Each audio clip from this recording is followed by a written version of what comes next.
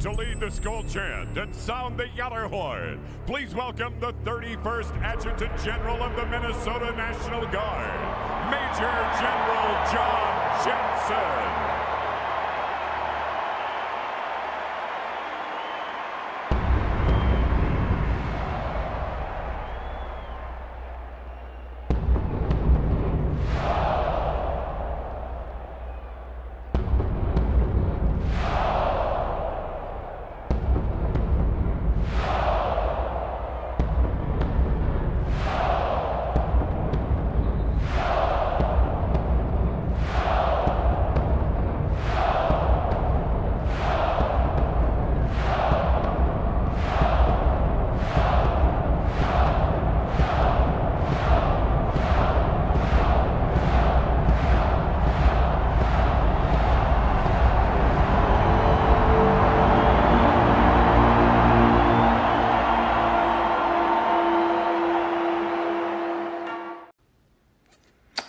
Well, hello, this is John Randall, Minnesota Vikings legend, and it is my pleasure to say, Minnesota Vikings fans uncensored, are you ready?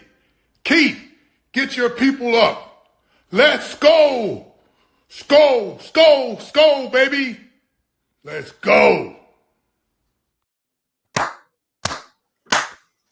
Hello, Vikings fans. Welcome to the Let's Skol Show in week 27 of the offseason.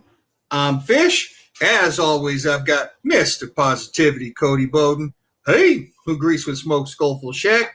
And our captain, Keith, will be joining us momentarily. He's doing his Keith stuff in the background, getting this thing going. We are 62 days away from the first game of the 2026 NFL season. Any Viking players come to mind when you hear that number? Oh, yeah, just a plethora of them. The NFL's top 100 players are a quarter of the way done. Where's purple and gold? Where they at? Why ain't we representing? What's going on? And apparently ESPN doesn't think we have top 100 players with their latest roster rankings. Where do we think the Vikings projected starting lineup ranks in the NFC North? Who are the most important non-QBs for the 2026 Vikings? And who needs a better 2026 than 2025? We will go around the gjallarhorn with our hot takes, make some prophecy predictions. And I played You Got Stumped with Fignuts. Stay tuned to see how that went. But before all that, let's break this ice. Fellas, over the next few weeks, we'll be bringing on podcasters from other NFC North teams for a little Skoling with the Enemy off-season check-ins. Before we do that, while they're not listening, if you could steal one player from one of their teams in the NFC North, who would it be and why? Do it, Cody. Any of the quarterbacks from the NFC North, any of the starting ones. Never mind. What do you got, Shaq? especially Jared Goff. I think Jared Goff would fit KOC's system perfectly to the T, and I think he'd put the same kind of numbers he is in Detroit right now.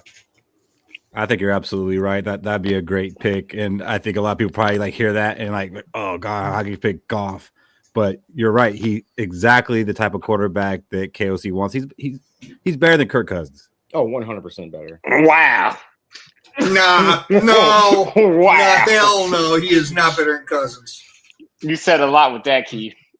Yeah, well, Shaq, I didn't expect you to think that was much, but it is kind of saying a lot because Kirk was very good in the KOC offense. Fish, do you really mean that? Are you not a Jared Goff fan? I mean, I think he's good, but Kirk Cousins was a professional quarterback, and the only thing I have bad to say about him was he was too restricted with his contract. That's it. End of story. He was a professional quarterback, and yes, we looked like a juggernaut with him before we got injured, despite the turnovers. But Jared Goff is also a professional quarterback who has won playoff games.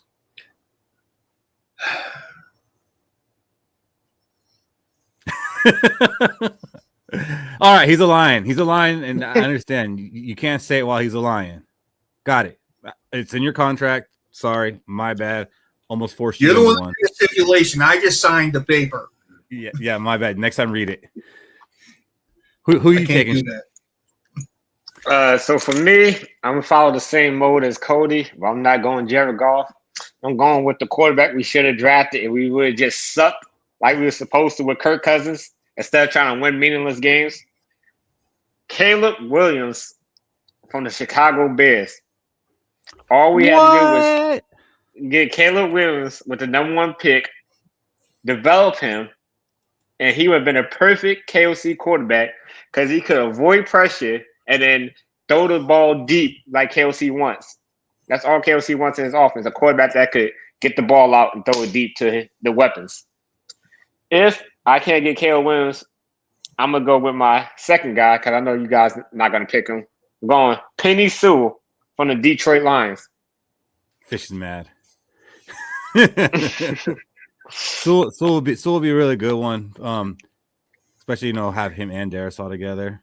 That actually, I think Fish would waive his no Lions clause if it got rid of O'Neal and put an elite tackle on the other side of Darisaw. I think he'd waive it. I'd be tempted. Yeah. All right. So far, mine hasn't been taken. Let's see what Fish does here. All right, Dylan Thieneman. No, I'm kidding.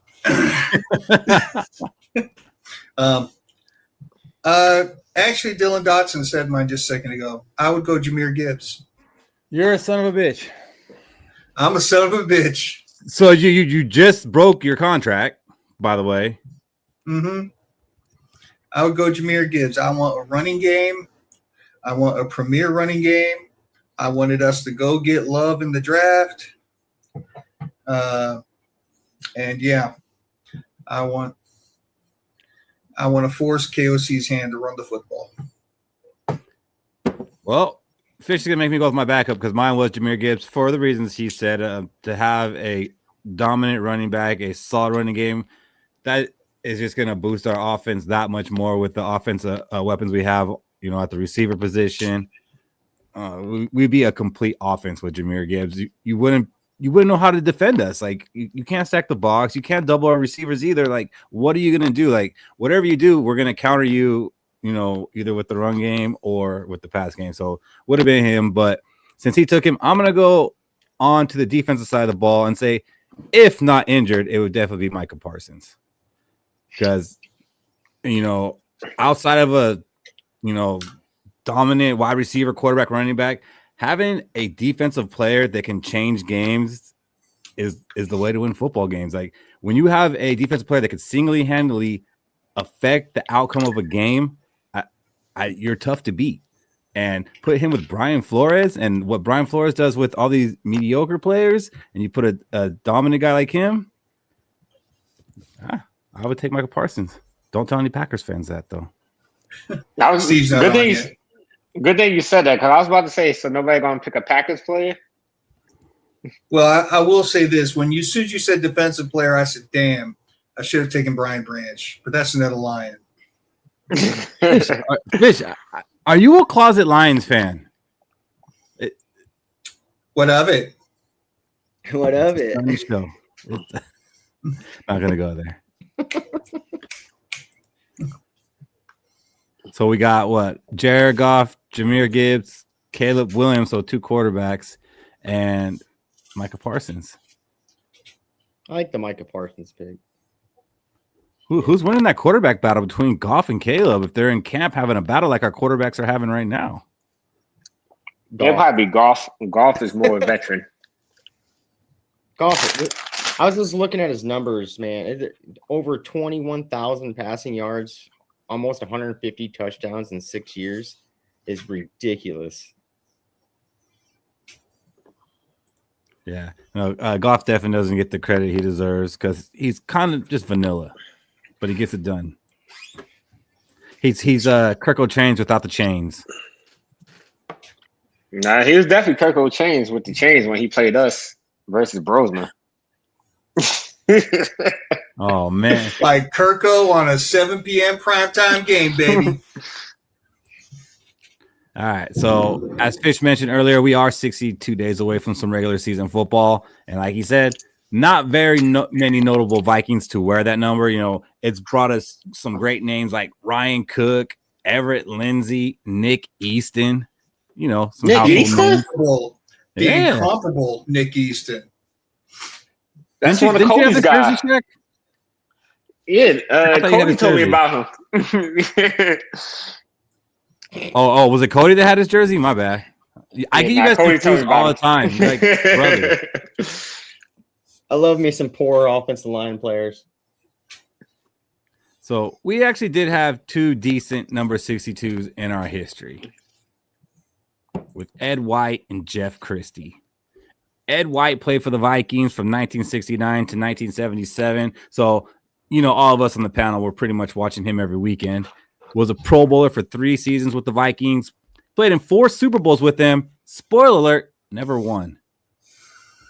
But he was a part of that 1969 team that did win the NFL championship because this team is not ringless. He is one of the 50 greatest Vikings, which I would have never guessed that just hearing the name. Not a name that I really recognize, but he is one of the 50 greatest Vikings, part of the Vikings' 25th and 40th anniversary teams. So, Fish, what was it like watching Ed White?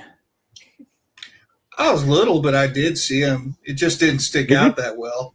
Yeah. I became a fan in like 1974 or 75 when I was a toddler. We were over in Germany. Dude, we were over in Germany and the Americans TV station played the Vikings games. This is how I became a Vikings fan.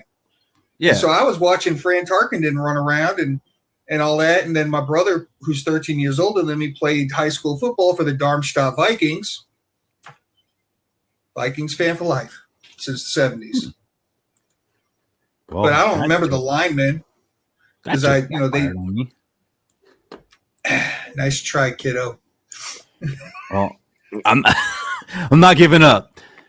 And then after him, the other big name to wear number 62 would be Jeff Christie. Played center for the Vikings for 9 seasons from 1993 to 1999. He became the starter in 1994.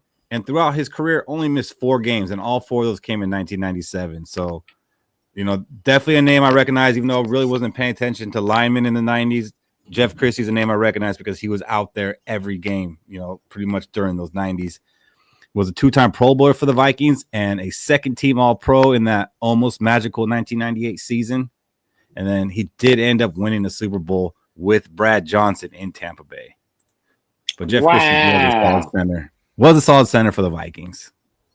Right behind Matt Bird, man. Right behind Matt Bird. Ah, damn, we've been infiltrated. Yeah, I saw that. We're not getting Parson. I was just kidding. This is April Fool's. I don't want Mike Parsons. Why would I want a Packer on this team? Parsons.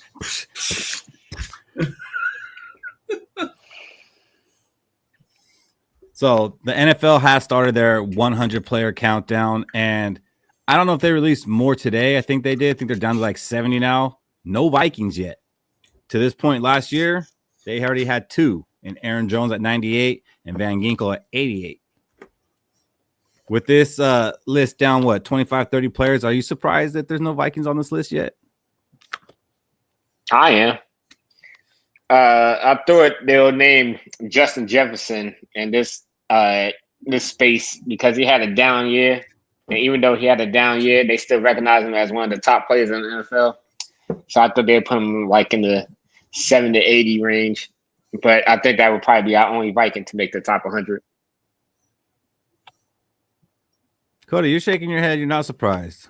I'm not surprised, dogs. I think Justin Jefferson will place high in this list. I think he'd be around the 20s portion of it. But how god-awful the season was last year, I'm not surprised more Vikings besides one is going to even make the list. So, I think. Do you agree with that, Fish? Do you think we only get one player on this top 100? No, I mean, I'm not surprised we don't have anybody yet because we're going to have about 5 players in the top 50. I mean, we only had 4 total last year. And, one of them was Grenard, who's not even on this team anymore. Yeah, and Aaron Jones was the other, and he didn't have a good year. He had almost a career year last year with us, and then this year he had an injury year. So it is a bummer because, you see this team, doing pretty well, but who are the star players for this team? But that's probably something we're going to have to go over in this episode. Mm. So, where do you guys actually predict Justin Jefferson ends up? Because obviously Jefferson's going to make this list. I think the lowest he's been is like 18, and I think that was after the 2023 season where he only played 10 games, barely cracked 1,000 yards. Okay, so I think they usually have one buffer a year, right? And I know that he's a Viking, so it doesn't usually apply to Vikings. But they have one buffer year before they exile a player where it's like, oh, he had a down year. I think he will still be in the top 12. Ooh. See, They're going to say, oh, he had bad QB play. They'll give excuse. But he's still a great player. Now, if he has a down year again this year, he'll fall some. But they're going to give him a grace. see, I think after the year he had with Sam Darnold, I think he was number 9. So number 12, that would be a pretty nice buffer and a lot of grace. I don't think Addison makes it. Reichert maybe, man. I don't know how many kickers have actually made this top 100 list. I've never looked into that. But if a kicker can make it, it should be him. All pro, right? He should probably make everybody's top list. Like he should be. And if anyone ever makes a list of top players, he should be included on that list. That's just my opinion. It's not a foreshadow at all. Harrison Smith had an off year, but he's still awesome. Yeah, Harrison Smith's not going to make the list. Tommy says both tackles will make it. No, I don't think they will. Van Ginkel, I think Van Ginkel missed too many games. I don't think he's going to make it because we're already like at 70, and last year what I say was like 78 or no 88. So I don't think he got better. Someone said Addison too. Addison had his worst year since being in the NFL last year, and if he didn't make it his best year, he ain't making it in this. I don't think Addison makes it either. The only player making it is Justin Jefferson. Yeah. And I agree. Like there was a time, like actually before they started doing this 100 list, I was gonna make that a hot take that Justin Jefferson is gonna be our only one on this list. But now we're talking, it's not that hot. So I want to say Will Riker makes this list. I'm just gonna put it out there. I mean, I think he should. I don't know that you really think he should. Oh, I really do think he should. I don't know about that. I think he's on it next week. Tommy, I know they don't just go by the previous year, but it does hold a lot of weight because you could tell by like the season that Justin Jefferson had to what his ranking was. I think 2023 after the 2022 season, he was number 2. Yeah. That would be interesting, the top 10, because a lot of the top 10 players from last year were hurt. Yeah. It'll probably be some new names in there. That's good. It's good for the league. But it does seem like ESPN agrees that the Vikings shouldn't have anybody in the top 100 so far. This week they put out their rankings for NFL teams' projected starting lineups. And this probably isn't news to everybody listening, but they put the Vikings 4th in the NFC, last place, and put the Vikings 22nd in the whole NFL, bottom 10. That kind of seems a little bit disrespectful considering most of us do see this team as a playoff caliber team. But, how could they be a playoff caliber team when they're a bottom 10 roster? Cody, what were your initial thoughts when you saw that graphic floating around? How much weight does the quarterback position play into this? I mean, I don't know. To me, I think we have a better roster than the Green Bay, and Green Bay is at second. I know for a fact we don't have a better roster than the Lions or the Bears right now, but to see Green Bay at number 2 and us at 4, it should be kind of swapped. Maybe we're at 3 and Green Bay's at 4. Because I get Micah Parsons is going to be here at some point in the season, but for the roster that starts off the season at the really beginning, who has the better roster? It's going to be Minnesota. So I really don't get the list. I don't know how much weight they put into these factors of what kind of roster is it. I mean, we're top heavy. We look good across paper, But depth, maybe, is depth an issue for us? I don't know. I don't agree with the rankings for the NFC North. The NFL, I think we should be up maybe 7 more spots. Yeah. This is actually just projected starting lineup, so the depth really isn't factored into this. What do you think, Shaq? I agree with Cody. I think they factor into our quarterback mainly because, like, you could see how bad our offense looked, and it's more so because the quarterback play, along with our offensive line play, along with KOC trying to make it work, it was like at times it was unwatchable. Like if you go back to the Falcons game, I feel bad for anybody who went to that game. It's like kind of watching like not even high school. Like I forgot what they call the little league. Little league. Oh, YFL. yeah. Pop Warner. It's like watching Pop Warner play a college team at times. So like I believe, once we get our offense ready and hopefully, either JJ McCarthy or Kyle Murray take that next step and looking like an actual top 15 quarterback in the NFL, then they're gonna see, the Vikings roster isn't as bad as we thought it was. So it's more so a lazy take. I just think they was like, we don't know who their quarterback is, and we don't see them doing much until they prove it. So I don't think the quarterback has as much to do as you guys are putting on it. Like, sure, that's probably a category where we didn't do well in, but I do think there is a belief that Kyler Murray is going to be good on this team. So I don't think they're like, oh, Kyler Murray, out there with Justin Jefferson and Jordan Addison, that, that's not too good. Like, I don't think they're looking at it like that.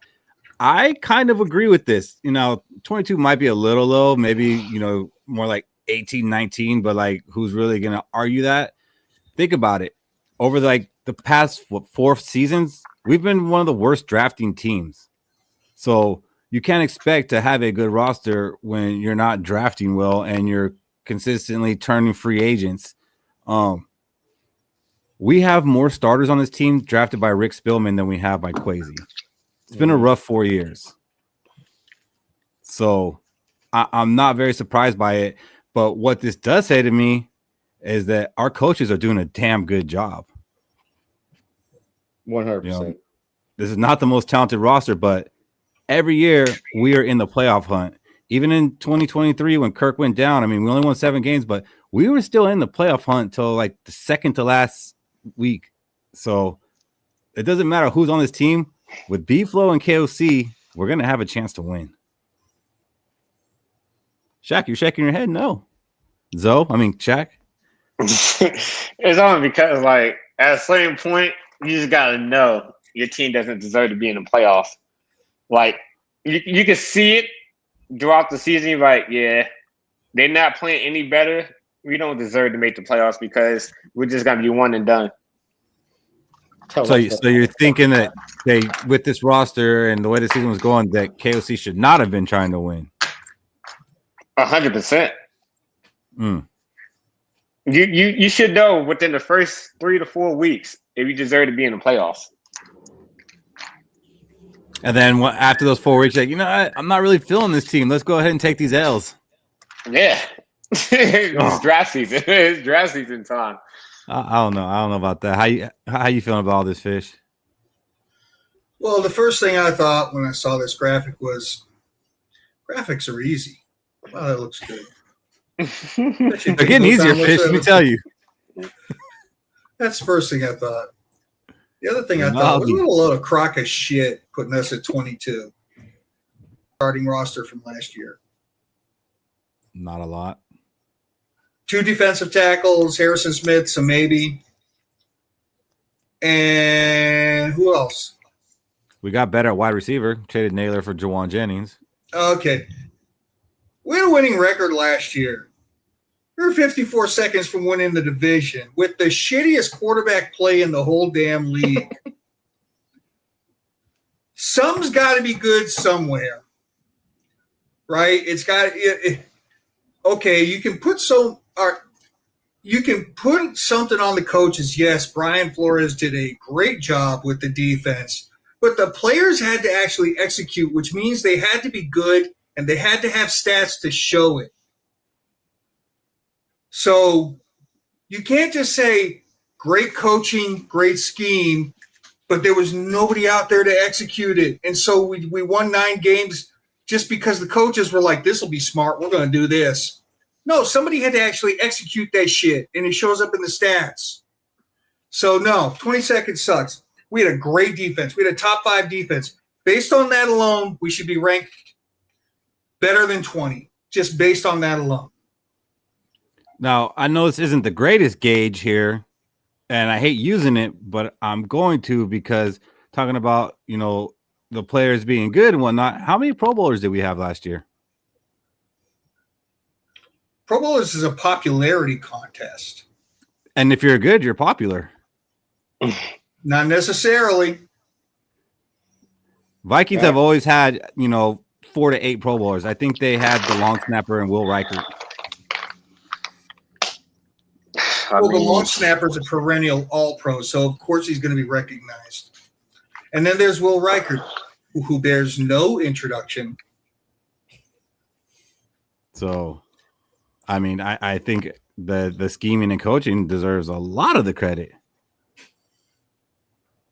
Somebody still, Keith, the 4 of us can't go out and play defensive line for the Vikings. No matter how good the scheming and coaching is, they have to be good players to execute. Yeah, but we literally took people from the UFL and made them stars. People. But they are stars. We one of which I was in our scheme. Like Case Keenum was a star in our scheme. But the fact is last year they played in our scheme and they were a star.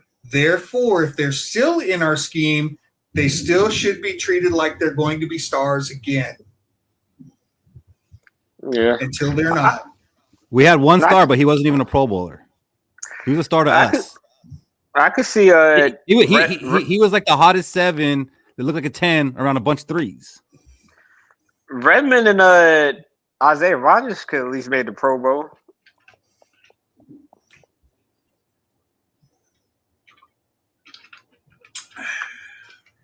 Tommy, that if I referenced PFF, it would have been worse.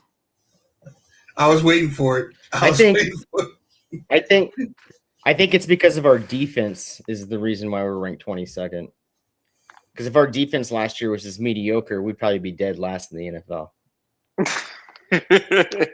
But this is just off a roster. You take Brian Flores away from this defense, what would it be? Is Brian Flores away from this defense? He's also not on the roster. We'll be like that team that lost to the Giants in the playoffs. That was a good defense. and who cares about these rankings? Because I remember that might have been a better roster, actually.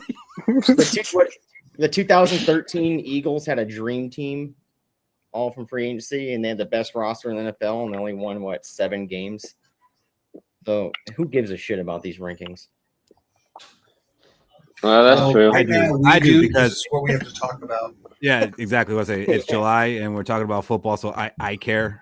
Okay, I'm gonna beat the shit out of this. All right. It's pretty much we have the most to prove with our current roster because Detroit Lions overall they look like a good team until they wasn't last year. Green Bay and Chicago made the playoffs, so it's kind of like we have to go by how the team looked last year and then the turnover. Yeah, we didn't have much turnover, but last year our team wasn't looking real good, so it's whatever. We just got to prove it. I do think 6 is a little generous for the Lions, though. It's very generous. It's not like they lost to Brosman, who threw for negative 13 yards. Yeah, no, because that'd be crazy to put them 6 after that. The Packers ahead of the Lions. I guess if I'm going to support the Lions, I guess I have to support us being 22nd. Because I have often said the Lions have one of the best rosters in the NFL. It's their coaching that's ass. It just wants to. I don't see the Green Bay Packers at number 10, though. That's for sure. I don't see them ahead of the Bears at all. Yeah, that's a weird one too. But I think I am more bummed that to see us 4th in the division than I am 22nd in the NFL because, that's kind of whatever. Like, the division is kind of personal. So what we're going to do is we're going to go through each position group in the NFC North and see, do we actually end up finding ourselves in 4th place or better? And I'm going to be honest, I haven't gone through this and try to, see where I'm at with it. I can guarantee you Cody has. Cody's like that. So Cody already knows where we're going to fall, but I don't think that Shaq's done the homework, and I don't think the Fish has done the homework, and I damn sure haven't done the homework. So let's go ahead and do this, and we're going to start with the offensive lineman. We have homework? Exactly. So this one might be like the hardest for us to go ahead and grade and say who's the best because, let's be honest, how much attention are we paying to other teams' offensive linemen, individual players? But let's do our best here. Cody, I feel like you've put a little work into this. How are you ranking these 4? So I got the Bears at the number 1, right? The reason why the Bears made the playoffs last year is because they spent the money like we did in the offseason of last year, and they fixed that offensive line. They lost a couple players, Dahlman at center, but they replenished that offensive line with players, i.e. Garrett Bradbury, that showed that he could play well for the Patriots last year, and now he's with the Bears. So, boom, you fixed that position right there. Bears are number 1, Lions 2, Vikings 3, Packers 4th. I want to say the Lions are 3 after losing players because they turn out year in and year out offensive linemen that are just hard to deal with. And I believe that whoever's scouting the offensive lineman for the Lions, they pick the good players every single time. So that's why I have Lions at 2 above the Vikings. It's pretty close, but it goes Bears, Lions, Vikings, Packers for me. I'm going to agree with that ranking, and I'm going to say the Lions could potentially be number 1 here. Like, I wouldn't fight it too much, but the Bears did have, pretty good offensive line play, and now, you add Garrett Bradbury to that. Well, look who the Bears added. They added Jonah Jackson from the Lions. They just knew, like, hey, we're going to steal this dude.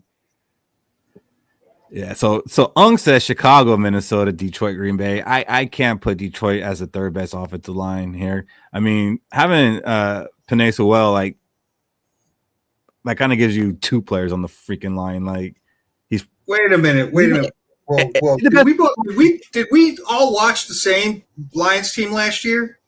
Uh-oh. Pause. Go ahead, Fish. It's Bears, Vikings, Packers, Lions. The Lions lost their starting left tackle last year and had to kick Penei Sewell over. They had 2 great tackles, kind of like the Vikings. And then they had shit in the middle, and they haven't done anything to fix the shit in the middle. And they had to kick their right tackle over the left and put an unknown on the right tackle. That Lions offensive line, unless a miracle happens, is going to be like Swiss cheese this year. They are going to suck and be ass. Tate Ratledge had a good rookie season. Blake Miller was the 17th overall pick in the draft this year. So, Yeah. this is not the same. So that means he's going to be really good right away because Penei Sewell.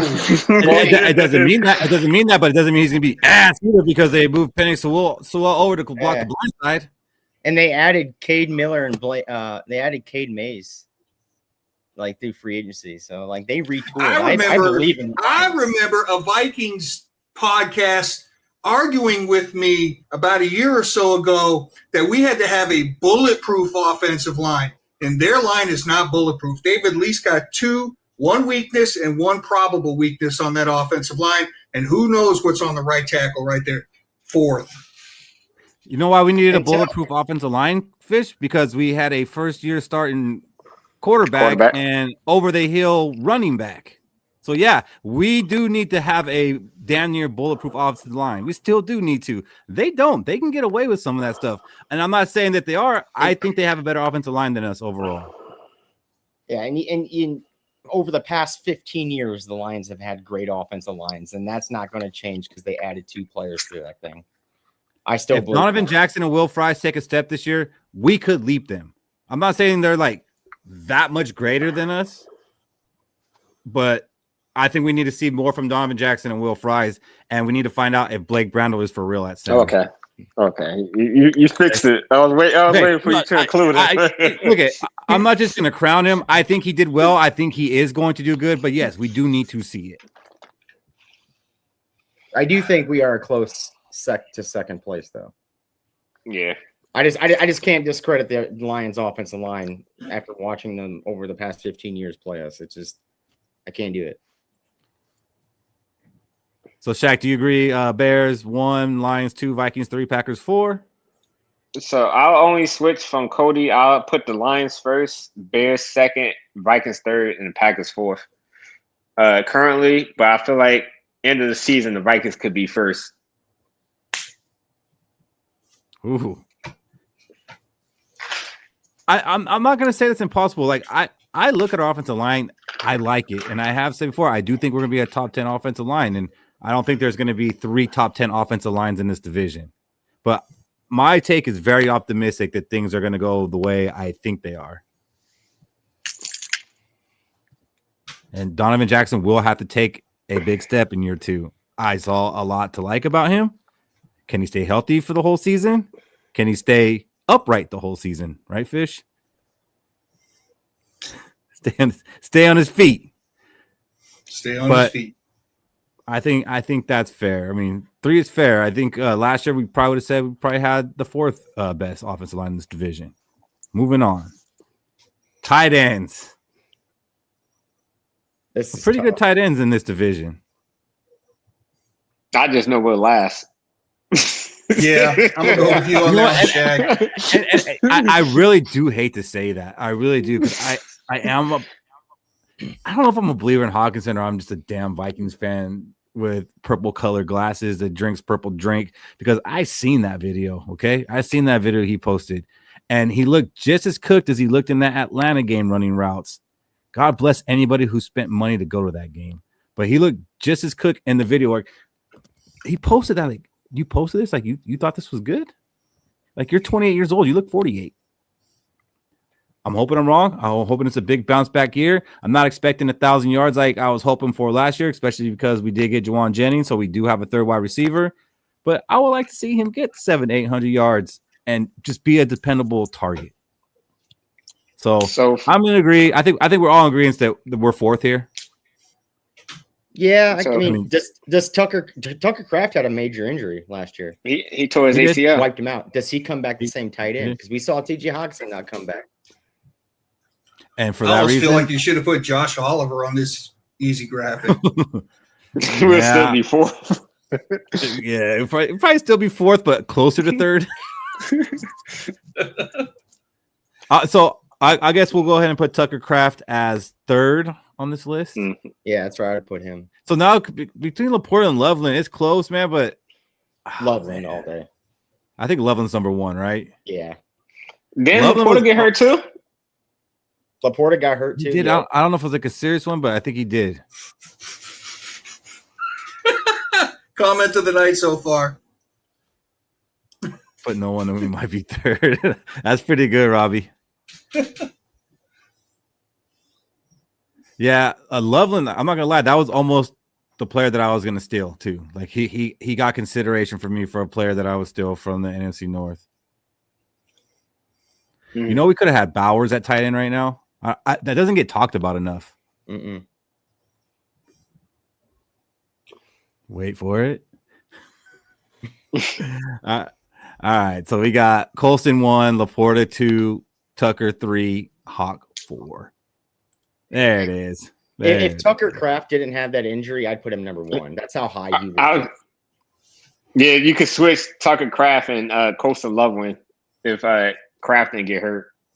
You really could think Kraft would be number 1? I don't know. Oh, yeah. Man. He was so dominant. If you paid attention to fantasy football last year, he was Cody's I was gonna say Cody had him on his fantasy team. I get it. He was so dominant. But so was Loveland. Like, Loveland kind of started off a little bit slow. I was like, I don't know about him, but like the last 8 weeks of the season, he did a little bit slow. But like the last 8 weeks, that man was pretty dominant. So I'm okay with that. Quarterbacks, the fun one. You can skip this one. Are we 4 again, guys? Fish, like you've been a big stand for Kyler Murray. You need to do your best here to defend him. Let me let me just tone down my enthusiasm. For one, I think that it should be J. McCarthy on that graphic. I wish. But let's just say, going to leave it at Kyler Murray. Y'all do realize Kyler Murray's former #1 draft pick in the whole NFL, right? Like, I mean, and you know, he was on a bad franchise in the Arizona Cardinals. And KOC is a quarterback whisperer with experienced quarterbacks. So there's no doubt in my mind that Kyler Murray will be the #1 quarterback in this division. Sorry, fighting something. Fish going off script here. We're 4. No, wait, pause. We are not number 4. We are number 3. And number 4 is Jordan Love because he is a bunch of ass. All right. So Fish has Jordan Love as number 4. Cody, you agree with that? I have Jordan Love at 3. It's close to Kyler Murray. I think Jordan Love turned it on towards the end of the year for the Packers that pushed them to the playoffs. I mean, he had 23 touchdowns, 6 picks, and over 3,500 passing yards. So you can't write off that. But yeah, I got him at 3, Kyler Murray at 4. It's super tough between Williams and Goff, but I do still think Goff is the best quarterback in this division, so I have him at number 1. I think Shaq would have to agree with you because I said which ones you'd rather take, and you both said Goff, right? Mm-hmm. I said he would probably start. I didn't say I'll take him. Well, if he would probably start, that would make him better, right? Right now. Yeah. I plead the 5th. All right. Fish, are you good with Jared Goff being the #1 quarterback in the NFC North? Absolutely not. Caleb Williams, #1 quarterback in the NFC North. So, Shaq, you can't plead the 5th anymore. For #1? Yep. Oh, yeah. Well, I'll go Caleb. Rinaldi, break the tie. Jared Goff or Caleb Williams? Who is the #1 quarterback in the NFC North? I'll take Chad Henne. North says golf. 4. I would never have thought of My dog. Say Jared Goff. Okay, not Rinaldi. Somebody else. Anybody else? All right. Well, you know what? You do realize that the Bears have now had the #1 position group in all 3 positions we've done so far. It's kind of a theme here. It's kind of like they might go all the way. The Lions have had the second best in everything we've done. That could change. There's still a lot to go. There's still a lot to go. Now it gets interesting. To me, I think the Packers got the #1 team for wide receivers. Did I do it, Fish? I mean, you needed a little more histrionics. Yeah, I didn't sell it enough. You didn't sell it enough, but it was good. It was a good shot. Yeah. There's a hand motion. You know, who is number 4 here? Is it the Packers or the Bears? Packers. I'm gonna go Bears. I think Bears are 4th here because Jaden Reed is a really good wide receiver and he's pretty much slept on. Matthew Golden turned out towards the end of the year last year. He's a first-round pick wide receiver. Christian Watson's a bunch of touchdowns, got a contract. And Rome Dunze, everyone's like, oh, he's going to be good. He hasn't shown any. He's been showing Jordan Addison kind of stats. Luther Burden, he broke out a little bit in the middle of the season, but he's still Luther Burden, 3rd-round pick. You don't know what you're going to get out of him. And then the addition of Khalif Raymond, you can't tell me Khalif Raymond is better than Jaden Reed right now at wide receiver 3. It's impossible. So I got the Bears at number 4. I think Burden had a better season than Golden. Yeah, definitely. Dunze had a better season than Watson because has Watson ever played double-digit games in a season? Has he ever had over 500 yards in a season? He has to because he dropped that contract. touchdown pass where he burnt Patrick Peterson. I mean, Cody doesn't care about those types of stats, Keith. You can't argue that with him. it doesn't mean anything to him. But all I know is me and Unc are vibing. I'm seeing my Kentucky brother from another mother. Yeah, I got the Packers last, so it's 3-1 in there. And then I guess we're gonna go with the Bears third, so they're first. So Lions and Vikings, Cody. It's Vikings number 1, just with the addition of Juwan Jennings.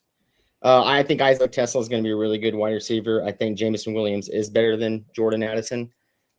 Justin Jefferson's better than Amon-Ra.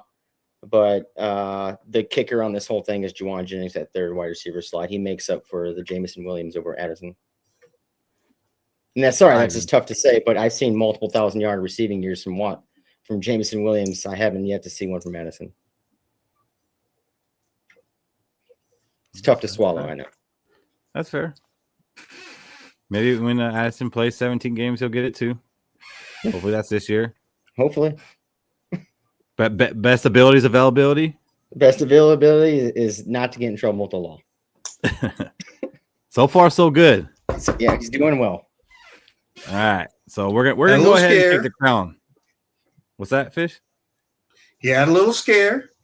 A little scared. A little rowdy at the Mohegan Sun or wherever that was. But who hasn't? Who hasn't at 2 a.m., you know, at a and all you can eat buffet inside a casino? Yeah. All you can eat buffet in a casino at 2 a.m. Who hasn't been there, Fish? I almost got busted. I'm just saying, trying to take that food home. Kids will be kids, boys will be boys. Mm-hmm. We move on. Running backs. Whoo. So I think obviously we give number 1 to Gibbs. I mean, Josh Jacobs, I think they're in the same tier, but I think Gibbs is ahead of him. Is Jacobs even playing this year? You know what? We're not going to get into all that right now. It's an honest question. We're just not going to get into all that right now. But we'll go ahead and we'll go Gibbs. Lions got number 1, Packers number 2. And then Aaron Jones or Swift. That's a toss-up. I'm going DeAndre Swift because he plays in Ben Johnson's offense. I'm going DeAndre Swift because he's younger and better. Yeah, and he had I'm going DeAndre Swift because I can't make an argument for Aaron Jones. Like, I like Aaron Jones. I like Aaron Jones being on this team, but it's not because like I think he's really great. It's just I don't know, just one of those guys you like having on your team. I kind of wish we had a better counterpart, but and it's not Aaron Jones' fault. It's just the fact that Aaron Jones is up there in age, and he was never that elite type running back. So you keep giving him the ball. Granted, his saving grace is he doesn't have that many carries on his legs. Tommy, I hear you. You could put Mason instead of Jones, but we're still 4, right? Yeah. I mean, it'll be a make or break season for Jordan Mason this year. Like he's getting another crack at it. Like last year was supposed to be the make or break year, but the Vikings they didn't go out and address the running back position, so obviously they're giving him another shot. And to bring back Aaron Jones as his only like real competition in that backfield. Where do we go next?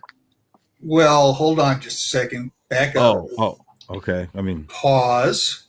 Okay, Green Party. 2 years ago, we were going over free agents that we wanted, and I selected DeAndre Swift. I wanted DeAndre Swift on our team. But what I've come to realize is we are never, ever, ever getting back together. So Swift is 4, Jones is 3 in my book. Thank you for sharing that. Did everybody hear that? Michael Fish has Aaron Jones 3, DeAndre Swift 4. That doesn't change our rankings, but it needed to be heard. And the singing. If we didn't go back, we wouldn't have heard that. Congratulations to the Swifties on their marriage this past weekend. I didn't get an invite, but it's cool. Travis Kelce just married into $1 billion. I'm proud of the gold digger. Yeah, he had to sign a prenup. Defensive tackles. Now this is where it kind of gets a little bit different because of styles of defense. This Hey, is the tough. Packers got Javon Hargrave. Yeah, they do. Oh, they get minus a point for that. This is really hard considering, we got two rookies basically starting here, and there's no one else on our roster you could put ahead of them and say, okay, that definitively makes us better. Like, you can put Levi Drake Rodriguez up there, you can put Turningham Dawkins. Fish, you look like you're chomping at the bit. Yeah, just a little bit. You just like seeing it, don't you? We are number one. Ooh, that's a hot take. We are number one. I don't give a shit about no two damn rookies. We got us a first round draft pick number 18. Pick number 17 mattered on the offensive line. Pick number 18 matters on the defensive line. And then we got us a bona fide nose tackle in the middle of that defensive line. We are number one because Jalen Redmond is a dog, a beast. I've been with him since day one. Go ahead and look back on the video. I said he would be stalwart. Bam. We are number one. Fish, I was kind of teetering. You sold me. I'm going to give the Vikings the number one on here. I do like the Bears. But Grady Jarrett's like 33, 34 years old, so he's not the Grady Jarrett that was dominant. He's still a very good player. But the Lions, Tyreek Williams, I don't know yet. Javon Hargrave, I know. He's over the hill. He's done. I'm with you. I'm going to take the Vikings number one here. Does anybody want to debate that? It's hard because I don't know what Caleb Banks or Dominique Orange are doing. Javon Dexter is a dog. Mm-hmm. He's a dog for that defense for the Bears. But I'm going to give Minnesota the number one because of what Jalen Redmond. He matches up with Griffin Dexter real well. But Grady Jarrett, yeah, he's old. Only had like a sack and a half last year, and only 2 pass defense. He only started 4 games in the NFL last year, and he played in all 16 games. So I'm going to go with ours number one. Bears number 2. Bears number 2. Where are you going with it, Shaq? Who you got number 2? I'm going Bears number 1, Lions number 2, Vikings 3, Packers 4. Who you got number 2, Shaq? Yeah, you're fired. I got to see what college some of these guys went to. Then we might get some answers here. I'm going to go Vikings, Packers, Bears, Lions. If I remember correctly, this is Tyreek Williams' second year, right? He was a rookie last year. Mm-hmm. Yeah. If I remember correctly, the Lions' interior defensive tackles weren't doing much last year. It was either Aiden Hutchinson or nothing, right? Aleem McNeil, wasn't he injured for over half the year last year? Yeah. He came back in the second half. So, yeah. And the problem with that is the Lions, both of those defensive tackles are actually nose tackles. They're not pass rushers. Yeah. So, yeah. Vikings, Packers, Bears, Lions. Who stands out for you on the Packers? Devontae Wyatt. You guys will hate for me to say this. All 12 of his tackles? All 12. But Javon Hargrave. Yeah. Javon Hargrave is a pass rushing defensive tackle. He was just limited by the Brian Flores scheme. Don't you know that, Cody? Yeah. That was his exit statement. Don't come play for Brian Flores if you want to pass rush the quarterback. Oh, man, our rookies are going to suck. Why would you put that on film? No, I'm just kidding. They'll be all right. You know I'm going to use that, Cody. You know I'm going to use that. They'll be all right in a Brian Flores system. I don't know why you would do that, man. I'm going to hate doing it while I'm doing it. I'm going to hate clip it. Hate clip this. All right. The edge is interesting. Did you know Wanham was a Lion, Shaq? What? I vaguely remember that. So even though Parsons is hurt, we're gonna give it to the Packers because he'll probably miss 5 to 6 games, but he'll be back with enough to make an impact on the playoff race. This is tough. Like this is 4 pretty good groups. Mm-hmm. So Yeah. I'll start. How old is Montez Sweat? He in like his early 30s. I thought so. Okay. Yeah, That's what I probably thought have it the was. Bears. I probably have the Bears 4th. Yeah, I have the Bears 4th. You want to debate that, Shaq? I mean, he did have 10 sacks last year. Nah, I don't want to debate that. I'd say they probably had the most complete duo, but I put them 4th because of how good the other players are. Who are we putting 3rd, fellas? This is tough. This is really tough. How many sacks Lucas Van Ness have last year, Cody? Or how many pressures did he have? Because I know that's important. Not as much pressures as what Micah Parsons had. I know they probably combined both of our players that we have starting now. Okay.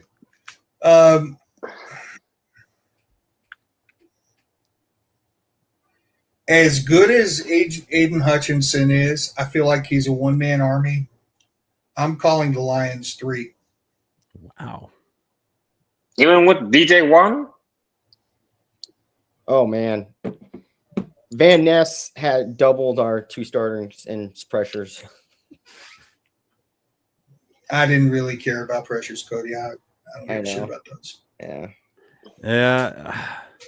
I almost want to put us 3rd. I'm not gonna lie. I'm putting us 3rd. I'm putting us 3rd too, only because Okay, well, since you guys are doing it, I'm not doing it. Like, we'll put him 3rd because you guys did it. But all right, man. Because we don't know. My sources tell me that Dallas Turner is going to have 25 sacks this year. Oh, you heard that too. You heard that too. I did from a We must have reliable the same source. We might have the same source, Fish. I don't know. We'll have to talk after the show. And if there is one thing that I know of about the other 3 teams, it's that I can't recall the last time I heard of any of these edge guys other than Andrew Van Ginkel who've had a pick 6 in the last couple of years. So, I mean, there's more to the edge position than just sacks. There's pressures. There's coverage. Pressures. I mean, there's setting the edge on the run. So, I mean, I'm going Packers, Vikings, Lions, Bears. Sorry, cut out on mine. Who do you got? What was your order, Fish? Packers, Vikings, Lions, Bears. All right. I look at it as if you put Andrew Van Ginkel and Dallas Turner together, they probably equal 1 Micah Parsons, or they probably equal 1 Aiden Hutchinson. So are we all going Packers number 1? I am. Yeah. That's the first number 1. Just gonna say it once again.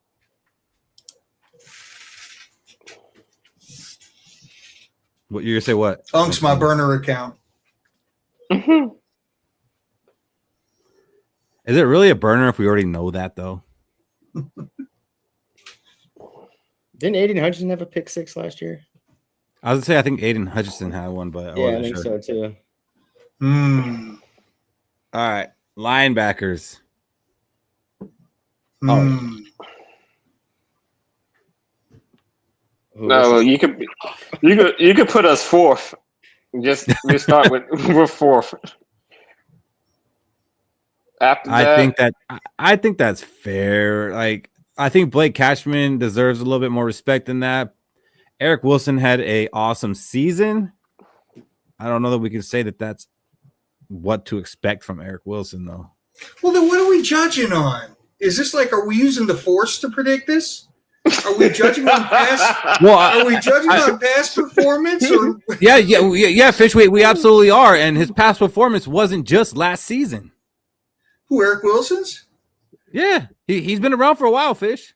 I know, but when he's played with the Vikings, he's been AUSOM. Awesome. Yeah. Last year.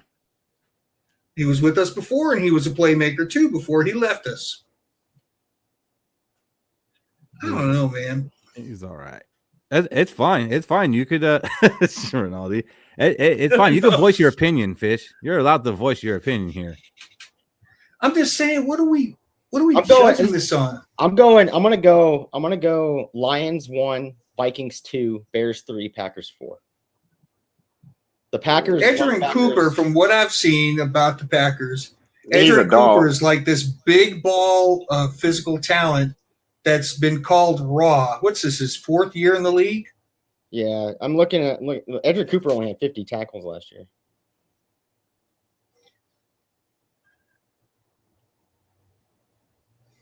And then I'm okay putting the Packers at 4 here. Yeah, I am too. And Blake Me Cashman too. 83 and he missed games. So like I'm definitely Shaq, you're gonna be outvoted here, but I'd like to hear your stand. My stance is I'm taking all these linebackers over our current linebacker core. That's my stance. Give me Edgerrin I don't Cooper, see Zaire Franklin, Jack Campbell, Derek Barnes, Jimmy Roder, TJ Edwards, Devin Bush. Well, I you don't know the read the Lions. names on the list. Yeah, I know. yeah. Way to read the names. I'm about to say, like, the Lions. I can't lie. I'm not familiar with their game, so I'm gonna defer on the Lions. But I'm gonna put the Packers 4. Mm-hmm. Jack Cody, Campbell. didn't Jack Campbell have a Jack down Campbell's a solid down linebacker. year? Jack Yeah, Campbell. he's solid. Jack Campbell's an ant. I don't think he had down. Let me look at it. I know TJ Edwards only had 30 tackles last year. I just looked at that. Jack Campbell had 87 tackles, 5 sacks. He didn't have a down year at all. Okay. Yeah. Jack Campbell's the only one I'm familiar with on that Lions. You know, if that exposes me, that exposes me. I'm not familiar with Derek Barnes or Jimmy Roller. Derek Barnes just was one of the, I think he was their first round pick a few years ago.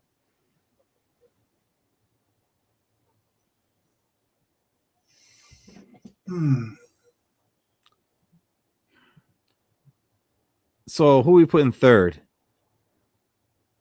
Vikings. Bears. Bears? Yeah. Bears. Total of 90 tackles between 2 linebackers. That's not that good. Vikings. Hater. All right. Who we put in 2nd? Vikings or Lions? Vikings. Vikings. So they 4th, 3rd, and 2nd? Yeah. There's Yeah. 4 of us on here.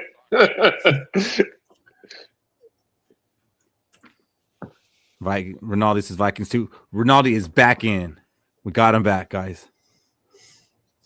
I mean, so was Blake Cashman, Ronaldo, but he still had 80 some tackles.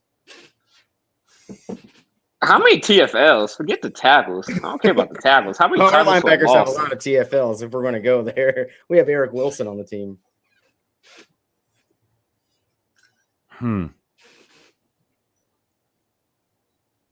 This is crazy because someone put out there that they're voting on the best cornerbacks, top 10 cornerbacks in the league. And our boy Byron Murphy got an honorable mention. For That what? is crazy. Yeah, it is crazy. From CBS, they voted the top 10 corners in the league, and Byron Murphy was an honorable mention. One of 2 other players.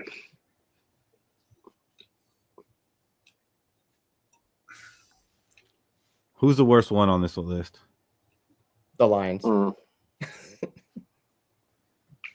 I would go with the Vikings. I mean, I think the Lions' safeties are really good. They are. They also got y'all boy DJ Reed. Y'all was pounding the table for him last year. Yeah. And I wanted Rock Ya-Sin 2 years ago.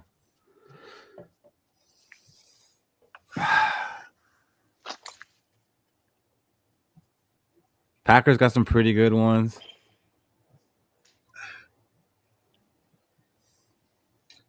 McLovin is not a starter, Tommy. So yeah, I'm going with Packers is 4. Nah, they 3rd. I gotta go Vikings 4th. Yeah, I'm with Shaq on that one. Yeah, that's unfortunate, fellas.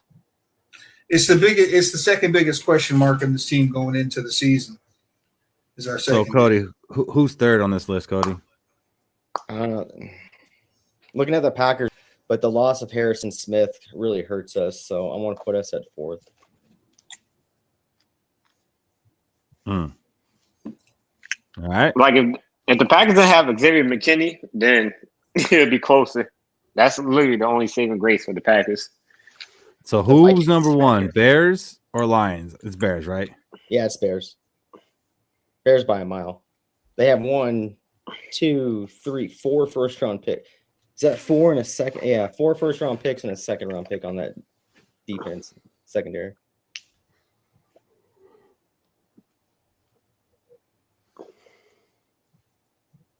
Yeah, I was sleeping on Pierre. Sure is. I got a whole. But right now, this is what we have. I mean, Pierre and Rodgers. I like them. I like Pierre and Rodgers. I do think we improved the cornerback position, but I just don't think as a whole that we're better than any of these groups, especially at the safety position. Josh Metellus is a nice piece. Wasn't great last year. We need to see some improvement from Metellus this year. But when he has to play the safety role, he's a damn liability. yeah, and Theo Jackson was benched by Brian Flores. So to think that we're going to think he's going to be any good in that system, he's got a miles away to go.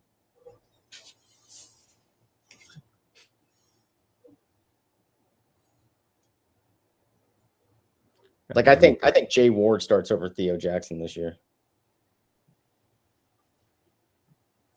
All right. You guys ready to hear the totals of where we had these rankings? Number one, we have the Lions. They edged out the Bears by 1 point. And in last place, we have your least favorite team, Green Bay Packers. Oh, we moved up. There, see, that's how it should have been. We have the Vikings edging out Green Bay by 1 point. Sounds about right. Mm-hmm. Game of inches, baby. Game of inches. It is a game of inches. We even gave him Micah to start Yeah, the I'll year. take that. I would take that. If that was their rankings that I saw ESPN put out, we probably wouldn't even done that segment. But I could see that. Mm-hmm. But I was like, I don't think we're worse than the Packers roster wise. I mean, maybe they have some impact players at some key positions, but the overall starting roster, I think we got them beat, and we're gonna see that the first 6 weeks of the season when they don't have Parsons. That really might be enough to tank their season, especially in this division. Well, thank God the defense showed up for this ranking because that offense really put us down there.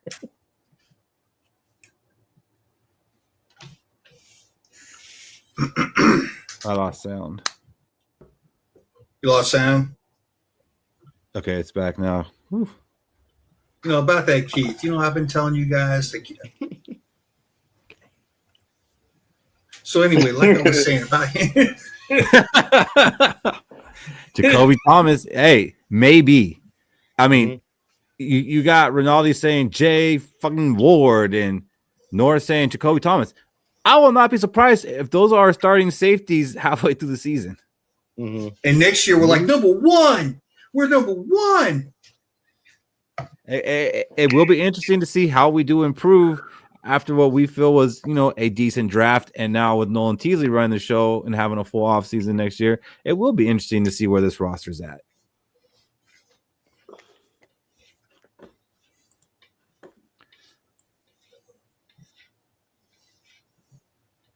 So do you guys want to do the 5 most important Vikings, or do you want to do Stumped first? Let's take a break and do Stumped. All right, let me get that queued up. Fignuts not even here, is he? Nah, he ain't here to defend himself. Now I can slander him. Yeah, we can really let him have it. So, Fish, He why don't was you tell telling me, though, people? Go ahead, sir. He was telling you what? His work schedule. He works over in South Dakota. He's a mineral driller, so he might not be able to see us for a couple weeks. Oh, Mineral driller. yeah. It sounds like a hard job that makes a lot of money, probably. You are probably right. Hey, Probably couldn't Fignuts. do it. I'm looking for some Alexandrite. If you can find some, let me know. All right, Fish. Tell the people what this Stumped is. Stumped is the Let's Skol trivia game, open for anybody who wants to play. I will ask you, where do you feel confident in your fandom? If you tell me 1998, like all them 98 babies out there, I will not ask you about the 1975 Vikings. I will give you a certain amount of clues. You will have a certain amount of guesses. If you get it, you won. Boo. If you don't, you got stumped. I won. Yay. And usually I try to come up with some creative way to make it interesting, find something a little different to bring into it to make it stand out.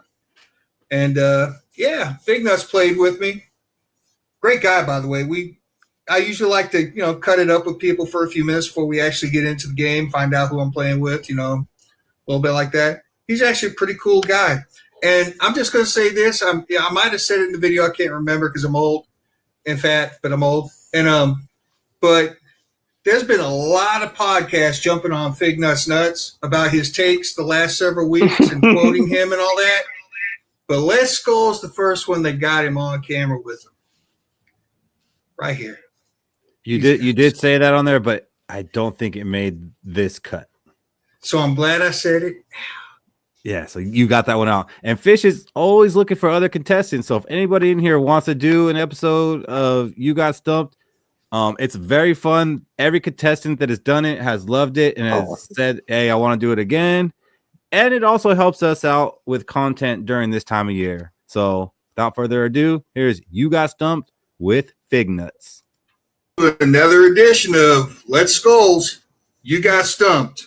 With me today, we have the renowned, the famous, the all-world Fignuts. Fig, your category is going to be, what player is this? I got 8 clues. You got 3 guesses. If you can't guess it correctly with your 3 guesses after the 8 clues, you got stumped. If you can, you win. Your first clue for this player for the Minnesota Vikings was, I played college for USC. Right now, I can only think of one, but I think it's a little early. Clue number 2. I was drafted in the 3rd round of the 85 draft by the New Orleans Saints. Who did we acquire? All right. Clue number 3 is the one that I called the, isn't that interesting clue. I was also drafted by the Blue Jays in the 81 Major League Baseball draft. Oh man, this is a good one. But isn't that an interesting clue, right? Exactly. I'm just like, wow. You when you hear that, you think of Deion Sanders and Bo Jackson. I played for the Vikings from 92 to 95, 57 games and 57 starts. Ooh, 92 to 95. Oh boy. I got a feeling the next clue is going to give it to you. So why don't you give me a guess after the next clue? All right. I finished my 4-year career with the Vikings with 7.5 sacks, 504 total tackles, and 10 interceptions. I don't know if he was drafted by the Saints, but I just keep thinking Darren Sharper. Darren Sharper. And that's one. Because I remember him in a Saints uniform. 1 down, 2 to go. Yeah. 3 more clues. I went to the Pro Bowl in 1994 for the Vikings. Oh, man. I don't know. Okay. Ooh. Clue number 7. I was the linebacker coach for the Super Bowl 35 winning Ravens. It's not him, not Ed.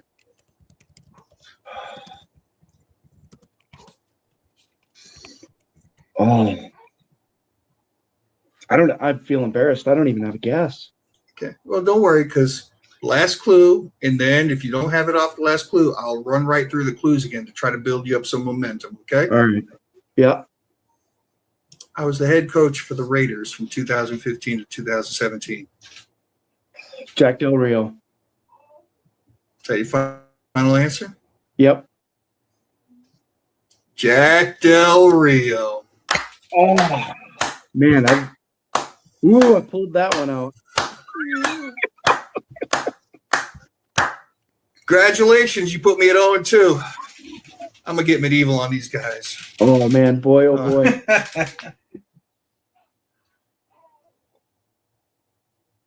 That was a good one. Yeah, that was a good one. I got it on I want to say the 6th or 5th clue. There's Fignuts. Look at him. Good job. He was hiding in the cuts, and then he still. Oh, that was weird. Good job, Fignuts. Way to go. Again, wants to participate in that. Fish is always looking for new contestants. I think wants to run it back. I think everybody after that Ravens team won the Super Bowl on the defensive side got head coaching looks or jobs. I didn't know he got drafted by the Saints. Damn. Well, you weren't born yet. I will say something about this, guys. One of the side benefits, pause, that I get from doing this trivia is as I start to research, specifically players, I learn a lot too. It's like, oh, he was drafted in the 81 MLB draft too. A linebacker was drafted in pro baseball. And you find out these interesting little tidbits about these players, and it's like, wow, I never really knew that. And then you get to bring it along and convey it, and it's a nice little interesting benefit. I was thinking either quarterback or safety when you said he got drafted by the MLB. I was like, usually you see the quarterback being a pitcher or a safety because they have range. Yep. So you got stumped. Fignuts, that one will be on our YouTube channel probably this weekend. So I'll send you the link. Now share back with your to friends. The damn roster. So now we want to go over who are the 5 most important Vikings for the 2026 seasons that are not a quarterback. Damn. I was going to take a guess. And this is the list. There's nobody important on this team. According to ESPN, we have the 22nd best roster. Like this is the list, fellas. Coming in at number 5, Blake Cashman. That is the heart and soul of the defense.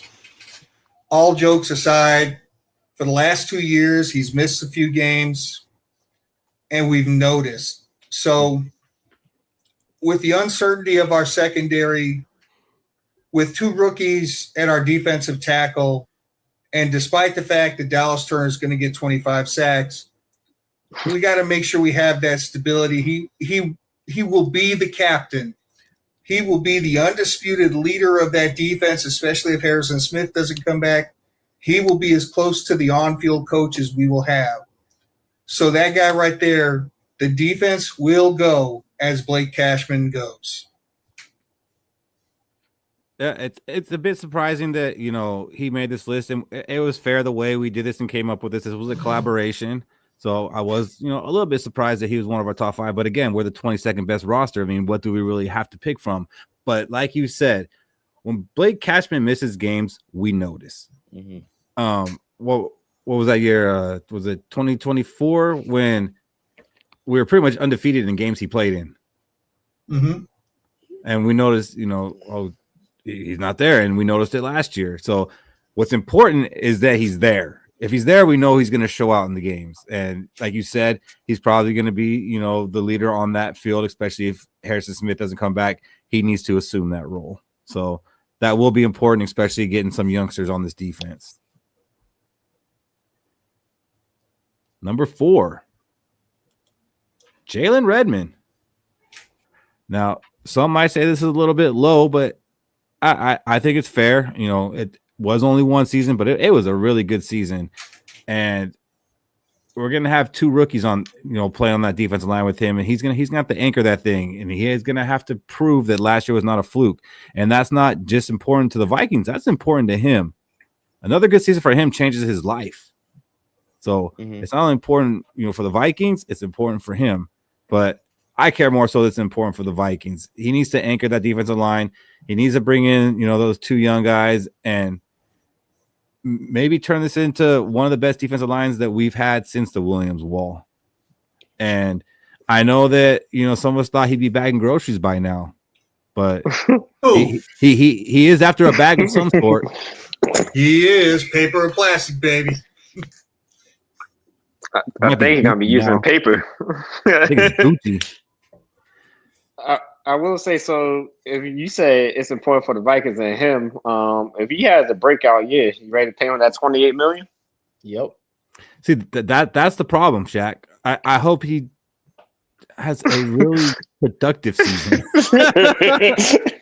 Whoa, what are you doing? That's too many sacks. Slow down. Yeah, whoa. Calm down. We didn't need We're gonna start rotating in Levi Drake Rodriguez. Yeah, what happened to that rotation? Yeah, I mean that is one of the difficult positions we're in with Jalen Redmond, and which is why I think they should have locked him down this offseason. Just take care of it. Like, a little bit. They've taken other gambles. I feel like this was a gamble I was willing to take, and I don't think it was going to be $20 million for this guy. I really think probably could have got him at like $13 million a year. That's going to go out at least as good as last year, and I think he can have a better one. Especially, without the other guys being there and him really having to be the leader. But he is going to have to prove it, and the Vikings will need it. I'm agree with you on that, Keith. And we're starting behind the eight ball here, but this is where just drafting well from here on out is going to be so important. Because in order to afford an expensive, really good player like him, we're going to need to have some people on rookie contracts that can produce also. So, like I said about this past draft, we need 3 starters out of it. I'd say we need 2 out of the next draft.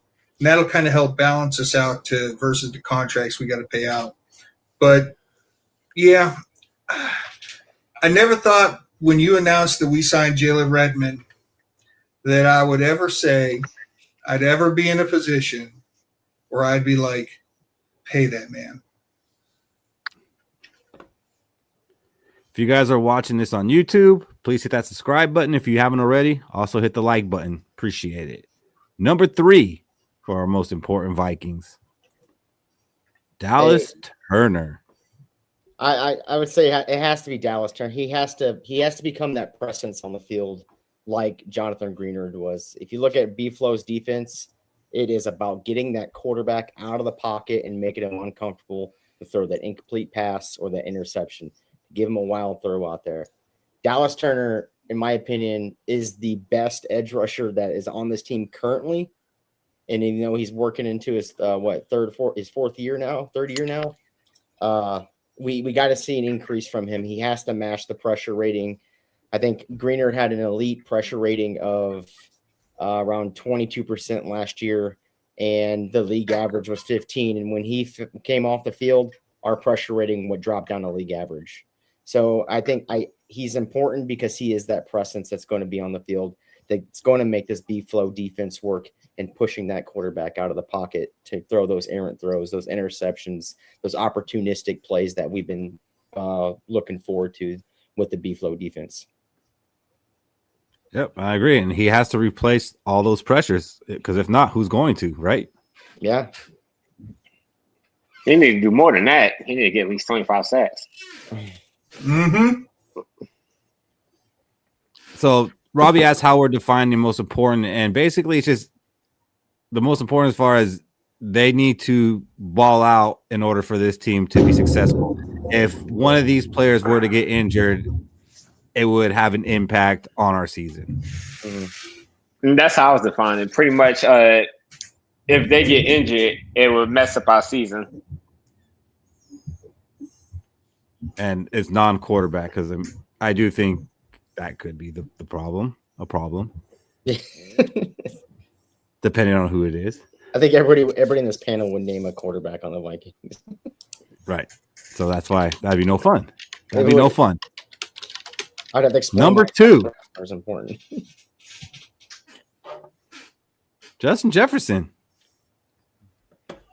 So pretty much, the reason why Justin Jefferson is so important is because he is supposed to be our security blanket for whoever our quarterback is, being Kyle Murray or JJ McCarthy.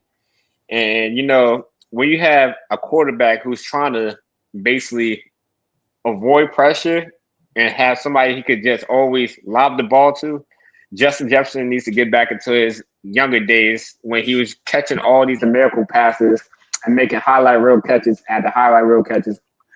And if he could get back to doing that, I think significantly that JJ McCarthy or Kyle Murray stats would be 10 times better if they could rely on Justin Jefferson bailing them out when they need it most.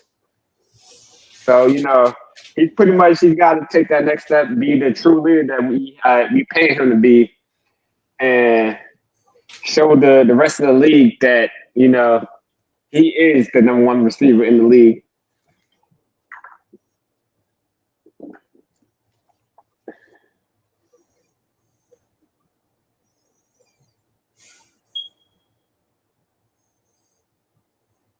Star's got a star. Yeah. Justin Jefferson, last year, down year, still had 1,000 yards. I thought Justin Jefferson could do what he could possibly do for the offense last year. I mean, the drops were there, the 2 or 3 drops that he had, but a lot of the throws were just for Justin Jefferson standards were uncatchable, and that's crazy to think of when you see Justin Jefferson catch footballs. So he does need to step up. What I would like Justin Jefferson to do or hear more about Justin Jefferson being important on this team is put his influence more on who the starting quarterback is, or when KOC should make that decision about who the starting quarterback should be. That's what I would like to see from Justin Jefferson. I'm the exact opposite of you on that one. I don't think he should have any say whatsoever. He's a wide receiver. He ain't no damn scout or coach or nothing. You're getting paid like one. You take Justin Jefferson off this team, how bad is McCarthy? I'm not asking for any specific reason, but is that your smoke detector going off? Actually, no, it's the one in the hallway. No reason at all. Yeah. God, that hurt. I do maintenance, so I know how to change my battery. Okay. All right. Good. All right. So Justin Jefferson, number 2. And I think, if Justin Jefferson was to go out a game or two, we'd be okay, because we do have a good wide receiving group. But if he was to go out long term, Addison and Jawan Jennings probably wouldn't look so great. Like, they're going to, feed off of Justin Jefferson taking the main coverage away. Mm-hmm. Number 1. Who's number 1, chat? I saw someone say it should be Van Ginkel. I know who Robbie thinks it is. Who is number 1?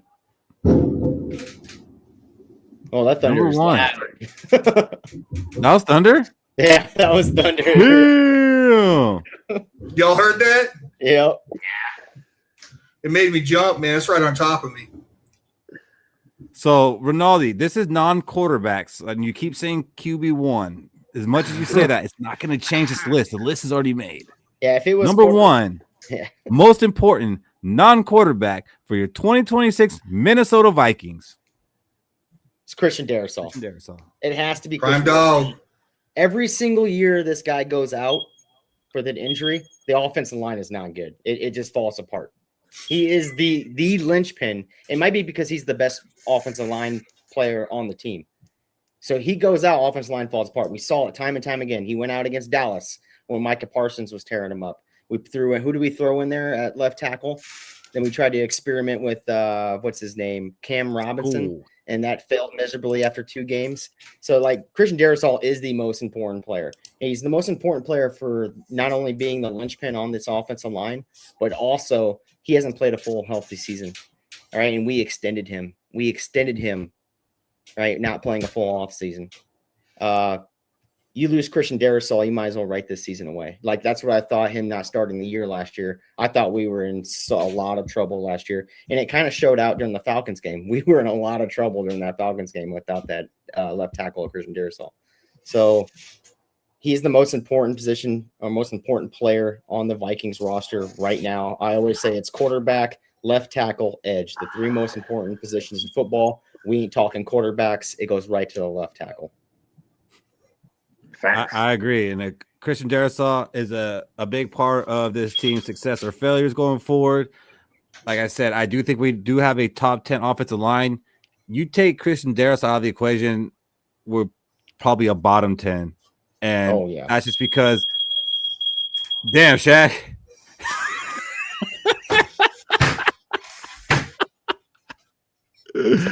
Oh, man. That's racist. No, what? Anyways, I can't retain it. Donovan Jackson only being in his second year is going to benefit from having Christian Darrisaw over there. You don't have Christian Darrisaw to his side. Now you're putting him with a backup tackle and a first-year center and Blake Brandel. You know, that's a tough position for a young guard to be in. I think having Darrisaw there is not only going to protect our quarterback, but it's going to protect Donovan Jackson. You take him out, it's going to be a long season. Do you agree with this number one assessment, Fish? Absolutely. The key thing is he's got to stay on the field. Every year we hear he's a top 5 tackle in the league. Oh, he gone. Yeah. Got that big extension. Never even made it to a Pro Bowl. Man, we just need the guy to play. Like, and you got to make that quarterback feel comfortable. Who has my back out there? Like J.J. McCarthy, young quarterback last year, going in without a Christian Darrisaw, just running for his life. And now you add Kyler Murray. What does Kyler Murray think about if Darrisaw doesn't play in a game? Like, who's this guy that has my back? My career is basically on the line. And we saw it last year in McCarthy. The Falcons game, he was crucified, literally crucified on the field. And they stuck it there to highlight. And in career, maybe that was the ending of what J.J. McCarthy's career was. So without Darrisaw, quarterback career is over. Career? J.J. McCarthy's career is over? Oh, he froze. Damn, Cody went out like that. Am I out of it? Oh, you're back now. I'm you froze out so bad right now. After you ended J.J. McCarthy's career, you just froze up. Oh, it could have. He wasn't the same quarterback from we seen the Bears game and after the Atlanta game. It didn't feel like he was the same quarterback. It took him a while to get his feet to start moving again, to be confident with his throws. And I think it took it to him to the Dallas game. I think it was J.J. McCarthy's career is not over. His Minnesota Viking one could be coming to an end, but I have no doubt that the next team he goes to, he's going to be a star. And we're going to regret it. So, Blake Cashman, number 5. Jalen Redmond, number 4. Dallas Turner, number 3. Justin Jefferson, number 2. Christian Darrisaw, number 1. If these Minnesota Vikings play 15, 16 games each and play at a high level, it should be a great season to be a Viking fan. Now, it can't just be them alone. There's got to be some complimentary football. And that's why we also did a list of 5 Vikings that need to make a bigger impact than they made last year. Number 5, TJ Hawkinson.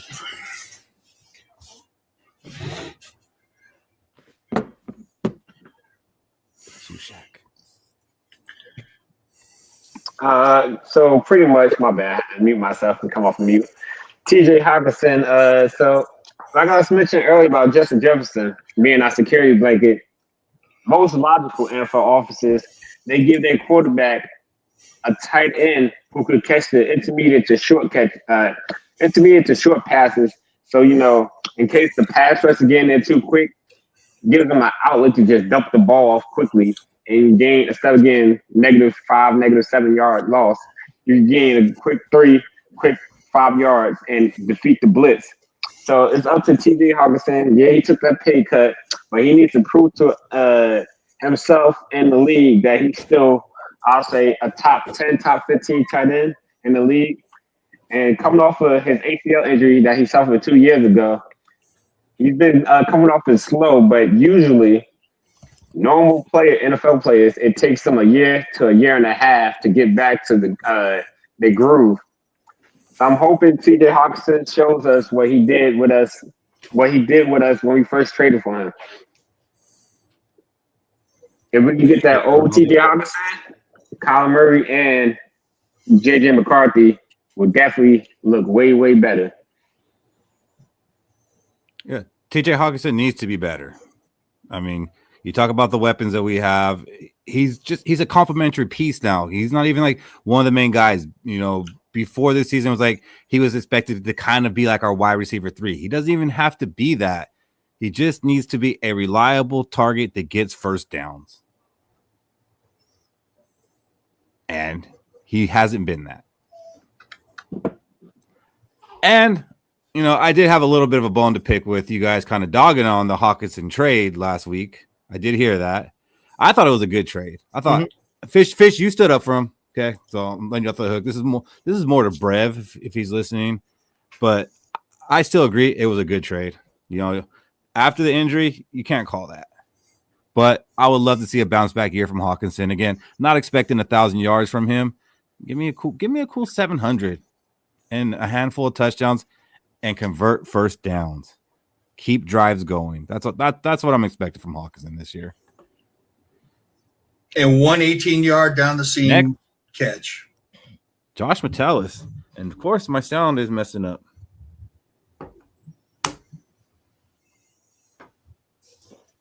Josh Metellus is on this list because we have seen peak Josh Metellus and what he meant to this team. Josh Metellus in 2023, 2024-ish, he was a game-changing defender. We didn't see that guy last year.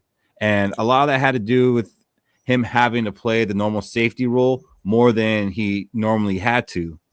Well, guess what? He's probably going to have to do it again this year.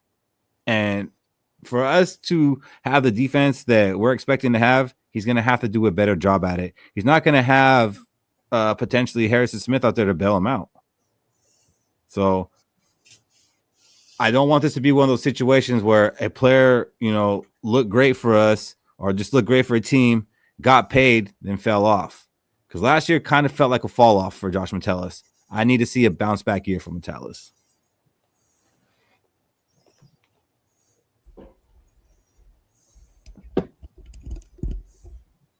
Yeah, Josh Metellus is huge. Both the safeties are going to be huge for this defense next year.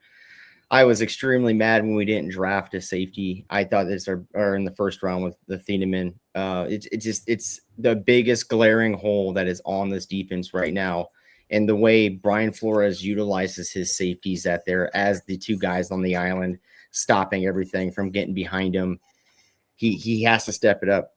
And yeah, it's crazy that we didn't draft a safety in that first round, especially how important it is for a Brian Flores defense.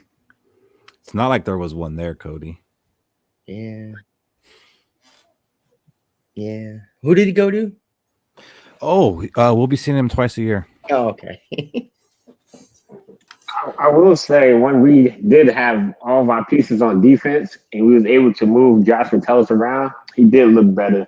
But once you start seeing key players on our defense get hurt, it kind of exposed Josh Metellus. So that could be a reason why he didn't look as good as he did.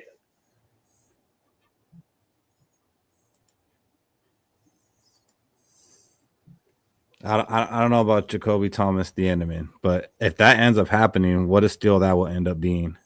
Then maybe Fish won't be so upset about the the trade compensation. Yeah, he will. He'll still be pissed. Next, Jay Ward. This is going to sound like a repeat from Josh Metellus. Cody said it best. No Harrison Smith. We got to replace that. Jay Ward has to step up. He has to become a bona fide starting safety tomorrow in order for this defense to work. Also, because I have high hopes for Jacoby, and I really think that he could potentially be an impact player in this league, but I highly doubt he's going to start week 1. And Jay Ward's got to do it. He's got to play well. And, he didn't last year. He didn't really play that much either because he got surpassed by Theo Jackson. Yeah, man. Time to shine, Jay. Time to shine, baby. Yeah, I feel like the last 2 seasons during the offseason, we heard how much that the Vikings really like Jay Ward, how good he's looking in training camp, and then we don't really see him get onto the field. So as much as we could say that maybe Jay Ward could be a breakout player this year, I want to say that no, we just need to see more at this point because we've been promised Jay Ward the past 2 seasons. So we just need to see better play at him. Like if Theo Jackson is your benchmark, you should be able to elevate above that. And I like Theo Jackson, but I like Theo Jackson in the role he was playing before he became a starter. Kind of reserve role, come in for a few packages, can come in, finish out a game if need be. Theo Jackson is good for that. But to be a 17-game starter, we need to do better. And this is going to be a good opportunity for Jay Ward, and he needs to play better, make a better impact. Number 2, Will Fries.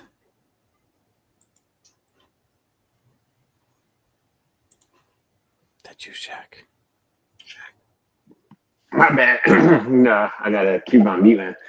So Will Fries, pretty much, I was told he's one of the best guards from the Colts. So I'm trying to see, what was making that Colts O-line so great. I know we couldn't get my boy Quentin Nelson. So I think we could get the next best thing. Because we paid Will Fries like a top guard. And it's kind of like he didn't really show that much improvement over Ed Ingram from what we had. So, I just want Will Fries to look like, at least a top 20, top 15 guard. Because if we can get him to be a top 15, top 20 guard, our offensive line will see more complete. And, it's a starting 5 unit. We need all of our offensive linemen to be in unison. And Will Fries needs to be one of the leaders on that offensive line coming into his second year, especially with the contract we gave him. Yeah, Ronaldo, I hear you. He played all 17 games. What's the availability line? Best ability is availability, but you got to have more than one ability. So, I mean, that is good as there. And I do think he got better as the season went on. So maybe a little bit of grace, considering, the line was playing musical chairs. He's coming back from, a broken leg and playing for a new team in a new system. So we can give him that. But he did sign a massive contract. We probably did overpay him just because we were pretty desperate, and I was okay with it when the contract first happened, but he does need to be better than last year. And again, it's kind of like Jalen Redmond, not just for us, but for him. His contract becomes real cuttable after this season. Mm-hmm. So he's playing to keep that massive contract that we signed him to, but also he's, maybe just as important as Darrisaw, but on that right side of the line. Especially if we're going to be trying to run the ball a little bit more this year and not having the greatest of running backs. We already went through that. We don't have probably the weakest running back group in the division. So need a little help there, Will. Yeah, and Derry, he should be our second best offensive lineman. And number 1 Viking who needs to make a bigger impact this year. It shouldn't be no surprise. I mean, if the past 2 seasons, you look at all 4 of the wide receivers that were drafted. You look at JSN, 2,923 yards, 16 touchdowns. Flowers, 2,270 yards, 9 touchdowns. Remember that guy that drops the ball so much over there in Los Angeles for them Chargers? Quentin Johnson 1,446 yards, 16 touchdowns past 2 seasons. Jordan Addison, 1,485 yards, 12 touchdowns past 2 seasons. He needs to step up. He needs to break that 1,000-yard barrier, right? I get it. The quarterback play was horrendous last year, caused him to go down. Quentin Johnson, past 2 seasons, has surpassed Jordan Addison right now, and that's big. And you especially think it's in a contract year for Jordan Addison.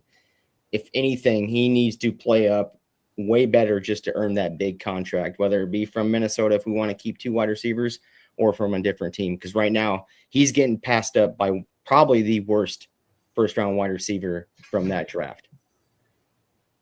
Yeah, this could really be the first time we get to see the Justin Jefferson and Jordan Addison we expected to see. We really haven't got to see both of them at their best. Addison's best year was his rookie year, but Jefferson missed like 9 games that year. Mm-hmm. So we really haven't, get to see him go out at, a little bit with Sam Darnold. Then last year, I mean, it wasn't good for any of our wide receivers. This could be the year that we finally see 2 of our guys get 1,000 yards, which would be Addison's first. And I think that these guys could both get their 1,000 yards, and Jawan could get his, 600-700 yards. Yeah, I mean, it has 3 deep written all over the talent. That's just the talent alone on the wide receivers that we have. And Jordan Addison's way too talented to not be breaking 1,000 yards and being picked at number 24. Whoa. Wide receiver 3, Tommy? He's wide receiver and he's wide receiver and he's number 3. Who's wide receiver 2? I mean, I assume he's talking about Ty Felton. He's talking about obvious. He's going to go ahead and put Jawan Jennings ahead of Jordan Addison. That just feels like disrespect. Tommy went to the dispensary. Why do you invite me to the dispensary, Tommy? I like to smoke. Tommy smoke free. I just think it was disrespectful looking at the stats the past 2 seasons. Jordan Addison's way more talented than Quentin Johnson. I think he's just as talented as Zay Flowers. I think he should be at that Zay Flowers level. Hey, thanks, Jackson. What's up, Jackson? Appreciate it. Jay Ward, again, he's a hot name among Viking fans in the offseason. He's got to do something this year. Your bar is Theo Jackson. You should be able to clear that. He did clear because B-Flow benched Theo for Ward last year. I mean, I will say my bar for Jay Ward is Cam Bynum. I want him to replace that Cam Bynum production we had. Yeah, I know. After an interception, the whole shebang. Because I know Fournette is kind of comparing him to the Harrison Smith role, but I don't know. I kind of see him more in the Bynum role. I'll say it again. We let the wrong dog go when we let Bynum go and we kept Byron Murphy. It's a little inside thing there. With Fish. But yeah, I think we should have kept Bynum, and I think we should have let Byron Murphy go get that $20 million elsewhere. But we didn't. Safety is replaceable. Step up, Ward. Tommy says Jay Ward's number 1 on this list. It's fair. You could put these guys in any order, but I think if these guys do step up and play better than if they all play better than they did last year, and our top 5 important Vikings play to their level, we're going to make a run at this thing. What is your guys' confidence level in these 5 stepping up? on a scale of what? 1 to 368. 2. Oof. Are you being funny? No, Because it wasn't funny. I'm not trying to be. Why a 2? Hawkinson's cooked. Metellus is not going to be, and if anything, he'll be more pressed into a true safety role and get cooked. Jay Ward, this is year 3, 4. He's going to get surpassed by Jacoby Thomas. Will Fries, Maybe. I think because of the overall offensive line is going to be better. It'll help. That rising tide will lift that ship. And Jordan Addison is going to be Jordan Addison. Wow. I mean, I hate you say it. I can't really disagree with any of your reasoning, but still a 2. Mm-hmm. What about you, Cody? What's your confidence that these 5 can step up for us this year? I'm gonna go around a 6 because I think 1, 2, 3 out of the 5 are gonna step up. I think Hawkinson will step up if Kyler Murray is the quarterback. We saw what Kyler Murray does with tight ends in the Arizona offense. I think he looks for those tight ends quite often. I can see Hawkinson probably having the second best, maybe the third best year of his career with under Kyler Murray there. Jordan Addison, I keep saying it every single year. I need that 1,000. I think it doesn't matter with the quarterback, especially hearing with the growth that we're hearing from McCarthy. If he does the starter, I think he does shoot up past that 1,000 yards with no matter the quarterback. Will Fries is my 3rd out of the 5. I think Will Fries is a way better of the year, especially with that offensive line being healthy. He didn't have a too bad of a year last year. I think he just surpasses that and why he's getting paid the $48 million that we gave him or whatnot. Jay Ward and Metellus, I watched Metellus be one of those islands in B-Flow's defense, and it was garbage. Jay Ward, mediocre. What can Jay Ward do? Just like what Fish said.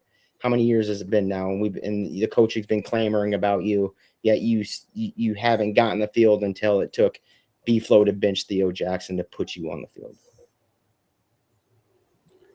I don't know. I think on a scale of 1 to 368, I'm probably at about a 320. Yeah. And you could decide what that level is. But I'm pretty confident in this group of guys. I am worried about the safeties. If I had to be worried, like Hawkinson, I think he's going to do what I'm asking of him, and that just be a dependable target, get us some first downs. You know, I'm not expecting him to be the Hawkinson of 3 years ago, 4 years ago, 5 years ago. Just be a reliable target and get us some first downs. If Josh Metellus has to play the safety role, then I am, concerned about that. And I think he will, because this year we actually do have 3 cornerbacks. So we will have a cornerback playing the slot a lot of times and only having 2 safeties out there, unless he's going to come in and play like a linebacker or edge or something like that. He's going to have to be a safety. And, he's going to have to be better than he was last year. Can he? I don't know. Jay Ward, I think Jay Ward can be better than Theo Jackson. And at this point, that's all he has to be, better than Theo Jackson was. Because Theo Jackson wasn't great, wasn't good, maybe average, slightly below average. He wasn't a big liability. So if we can just upgrade that position a little bit, that's awesome. If Harrison Smith comes back and we upgrade Theo Jackson, awesome. Will Fries will be better. Jordan Addison will have his first 1,000-yard season. I do think this list of guys will help us go into the playoffs. Despite what Fish thinks with his 2 out of 368. You're pretty happy about that, aren't you? Look at you all smug. I'm smug because I just thought of my gjallarhorn actually right now. It's funny you say that, Fish. What? All right. So, do any of you actually have a gjallarhorn tonight? Anybody? It's got to be somebody. Got to be somebody. Oh, Biscotta! Nobody? Well, that's our show tonight. Go ahead, Fish. Hit us with it. Not 5 minutes ago, my good buddy Keith Hansen said that we will regret the fact that we let Cam Bynum go and kept Byron Murphy. And while I do not believe we should have paid Byron Murphy that kind of money, I am here to tell you that 2/3 of the way through this season, Jacoby Thomas is going to make Keith change his mind. Because had we have kept Cam Bynum, we would have never drafted that hit monster, that playmaker, was going to develop into a starting safety in B-Flow's defense within this year. Okay, you had me in the first half, not going to lie. But I do think even if we had Bynum, we still would have made the draft pick for Jacoby Thomas because Harrison Smith, he's going to take Harrison Smith's spot in an ideal situation.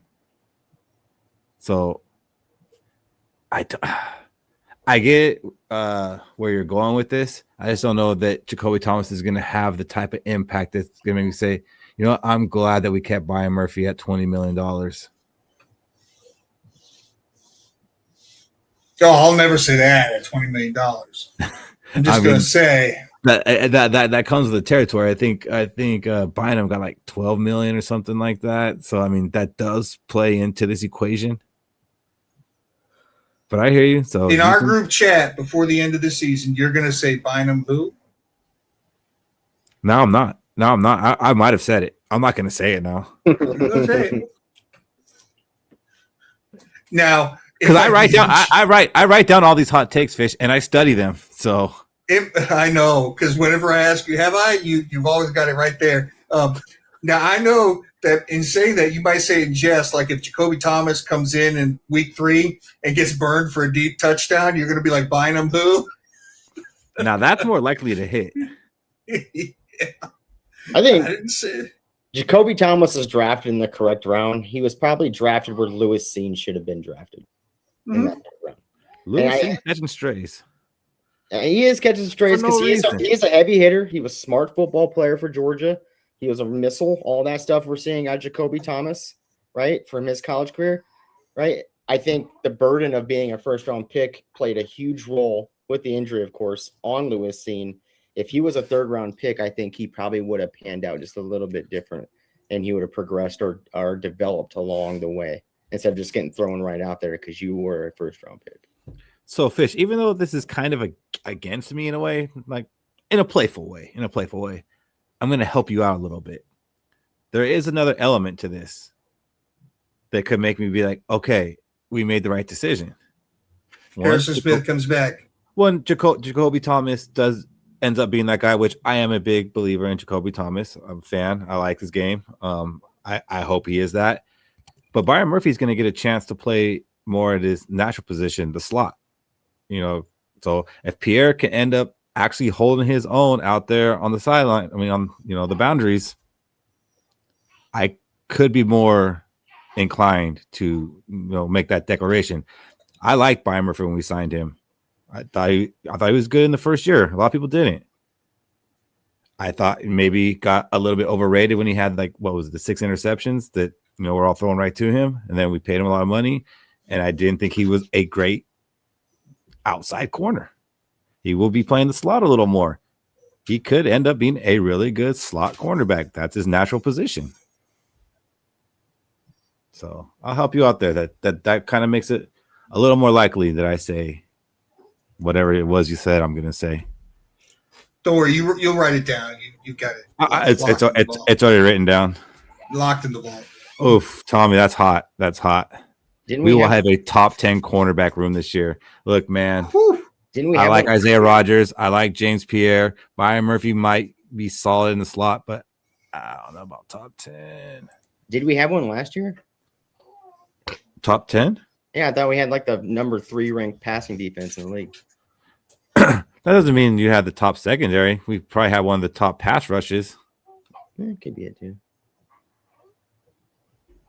All right.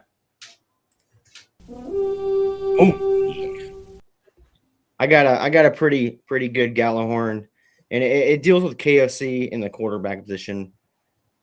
I don't think the quarterback position will ever be solidified under KOC. I don't think it'll ever be solidified. If you look at his first year coming in the league, when you're a brand new head coach coming with a brand new GM, what is the first draft pick normally? It's a quarterback. Who is the only quarterback to go in the first round? It was Kenny Pickens. So up to him, it was either it's Kirk Cousins or it's drafting Kenny Pickens, and he had to go for the Kirk Cousins. And he had to stick with that. And then after sticking with that, you had Darnold. He walked. He finally drafted his quarterback in J.J. McCarthy. what we saw from last year, JJ McCarthy, as his drafted quarterback, it wasn't any good. So I don't think it's going to get solidified. And if you look at the list of names that fell under him at quarterback, right, there's like 12 of them, and 6 of them were former first-round picks. And it's crazy. All of them are gone. All of them had success somewhere else. All of them went to Seattle, won a Super Bowl. One guy went to the Colts, had success for the injury, got a huge contract after that words. He's the quarterback whisperer to veterans, and I think that's the issue with KOC and why the quarterback position will never get solidified. He is not the quarterback whisperer to the rookies. So is KOC like Good Luck Chuck? I don't know if you've ever seen that movie, but it's every girl that he sleeps with ends up getting married to the next person that they go on a date with. Yeah. I mean, adding veterans don't stay that long, you know? So like he has success with these veterans, but he hasn't had success with a very young quarterback. So it's hard for me to believe that the quarterback is going to be solidified under him. And he hasn't exactly had success with every veteran quarterback he's dealt with. Mm-hmm. Well, that's fair. I mean, just because you're a quarterback whisperer, which I don't give him that moniker, but even if you're a good quarterback coach, doesn't mean everybody that works for you is going to turn out or pan out. I mean, maybe he realized that Dobbs is not that guy. He's got a type, right? Yeah. Rev likes big booty Latinas. Who doesn't? KOC likes statues in the pocket. I will say this though. I'm kind of buying what you're saying, Cody, because if we're just going to be bringing in veterans, that's not a way to have sustained quarterbacks a long time. The way you do it is by drafting one and, you know, developing that quarterback and letting them make mistakes and letting them look bad as long as you're seeing progressions, and you got to stomach that. I don't know that he can stomach that. I think we're seeing that he can't. I don't think because he came from a winning culture. I don't think he can take the losing aspect of it. Hey, Norse, I am tired of Band-Aid quarterbacks. And that's why I think that they got to stick with JJ McCarthy, in my opinion, because you got to let him have a bad season. You got to let him look bad. You got to let him make mistakes, because in between all that, you saw potential there. You got to feed that potential. You got to go through the lumps.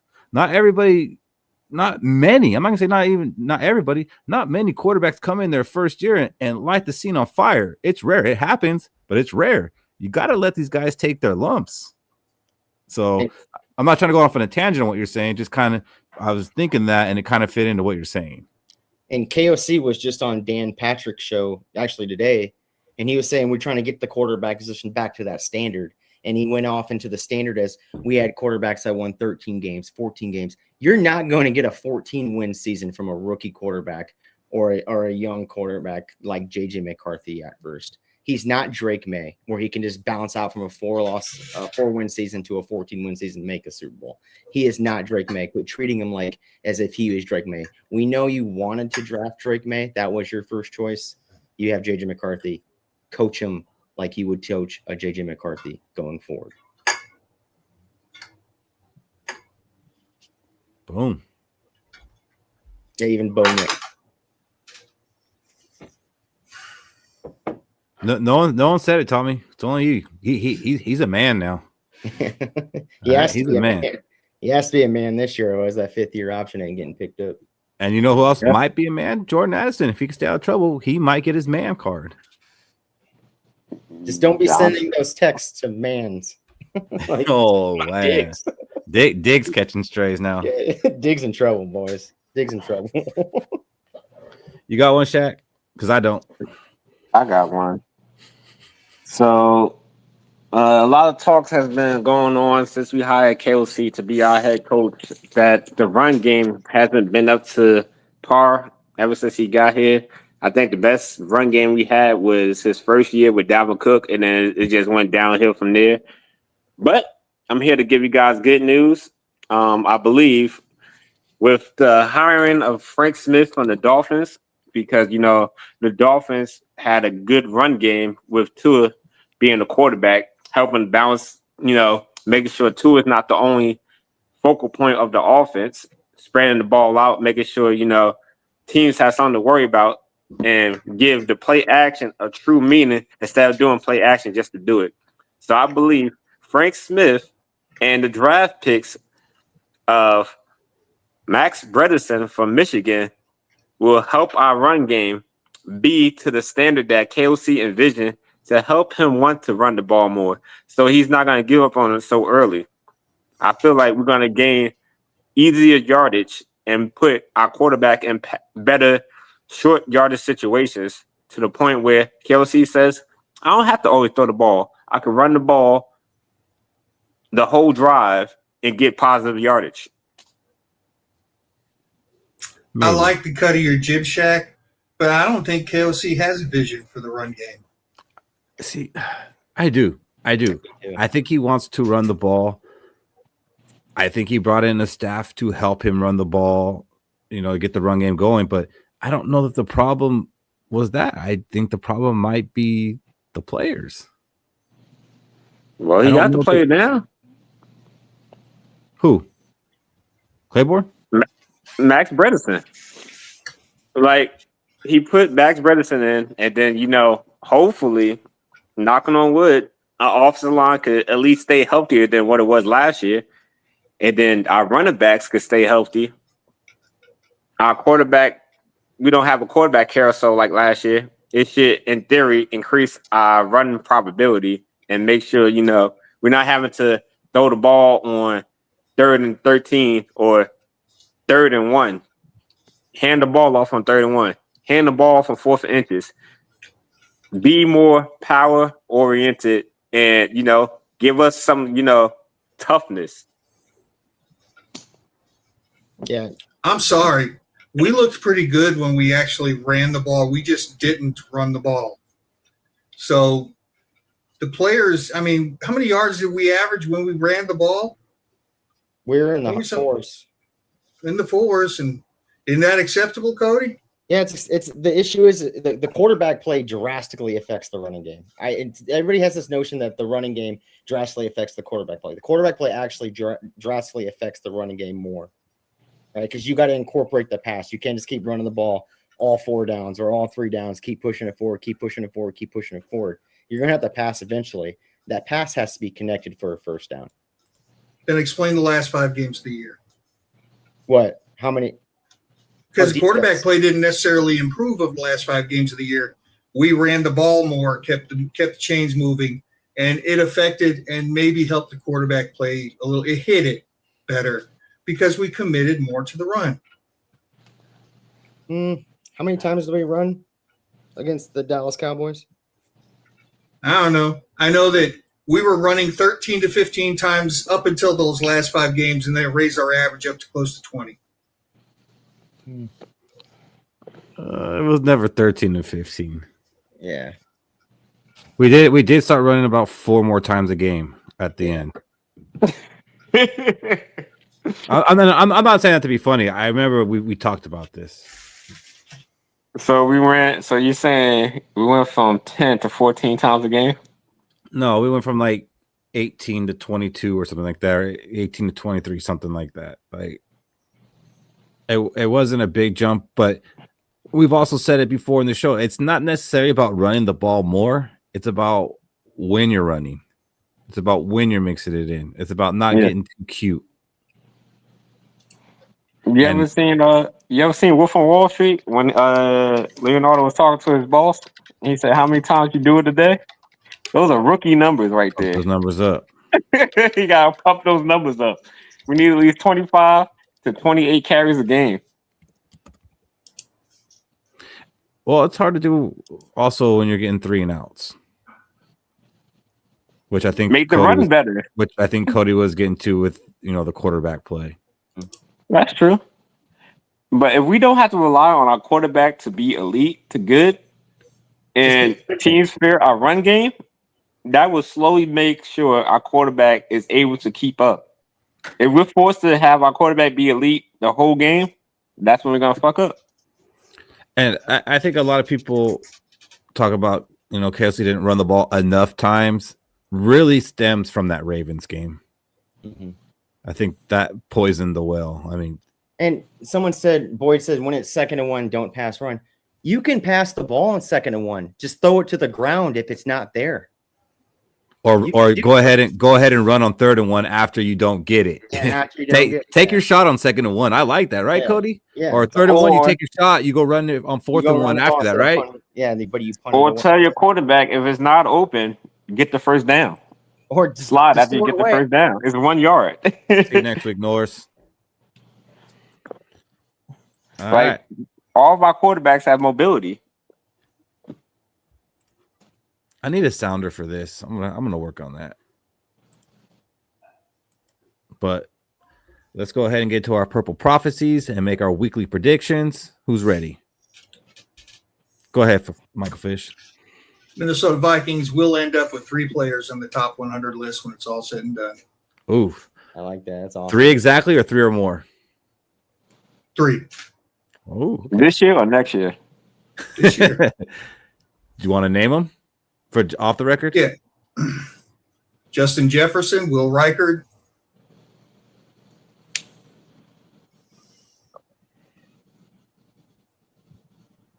Christian Darrisaw.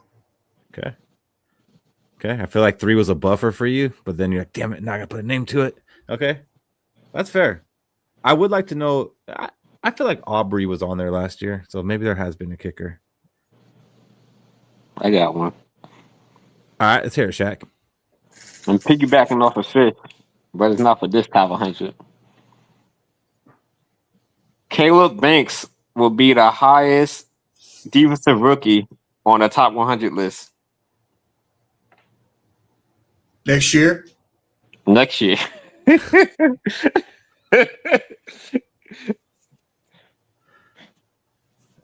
Oh, I hope we're still doing the show. Damn.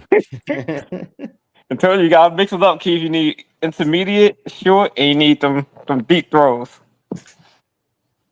Hey, Keith, I have a second prophecy after you guys go through yours. You're gonna pull a Cody, huh?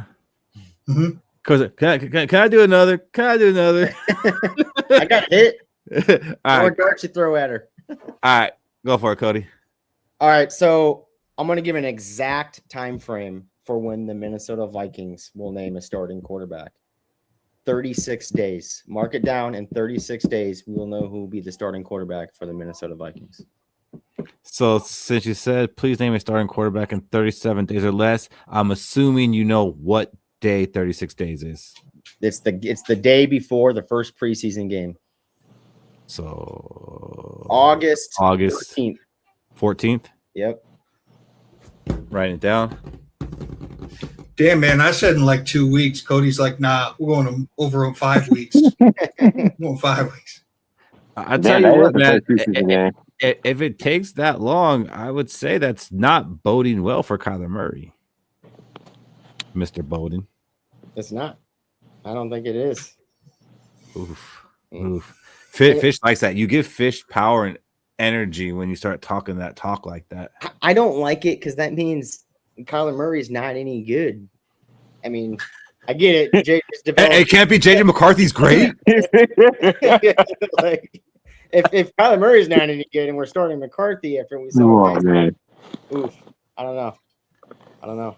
Keith, will Vikings force KOC to run the ball more? I don't think anyone can force KOC to run the ball more, Jay, but I do think he brought in people to help him run the ball better, more efficiently, more effectively. Maybe not running the ball a ton more to where it's noticeable, but strategically running the ball will get better.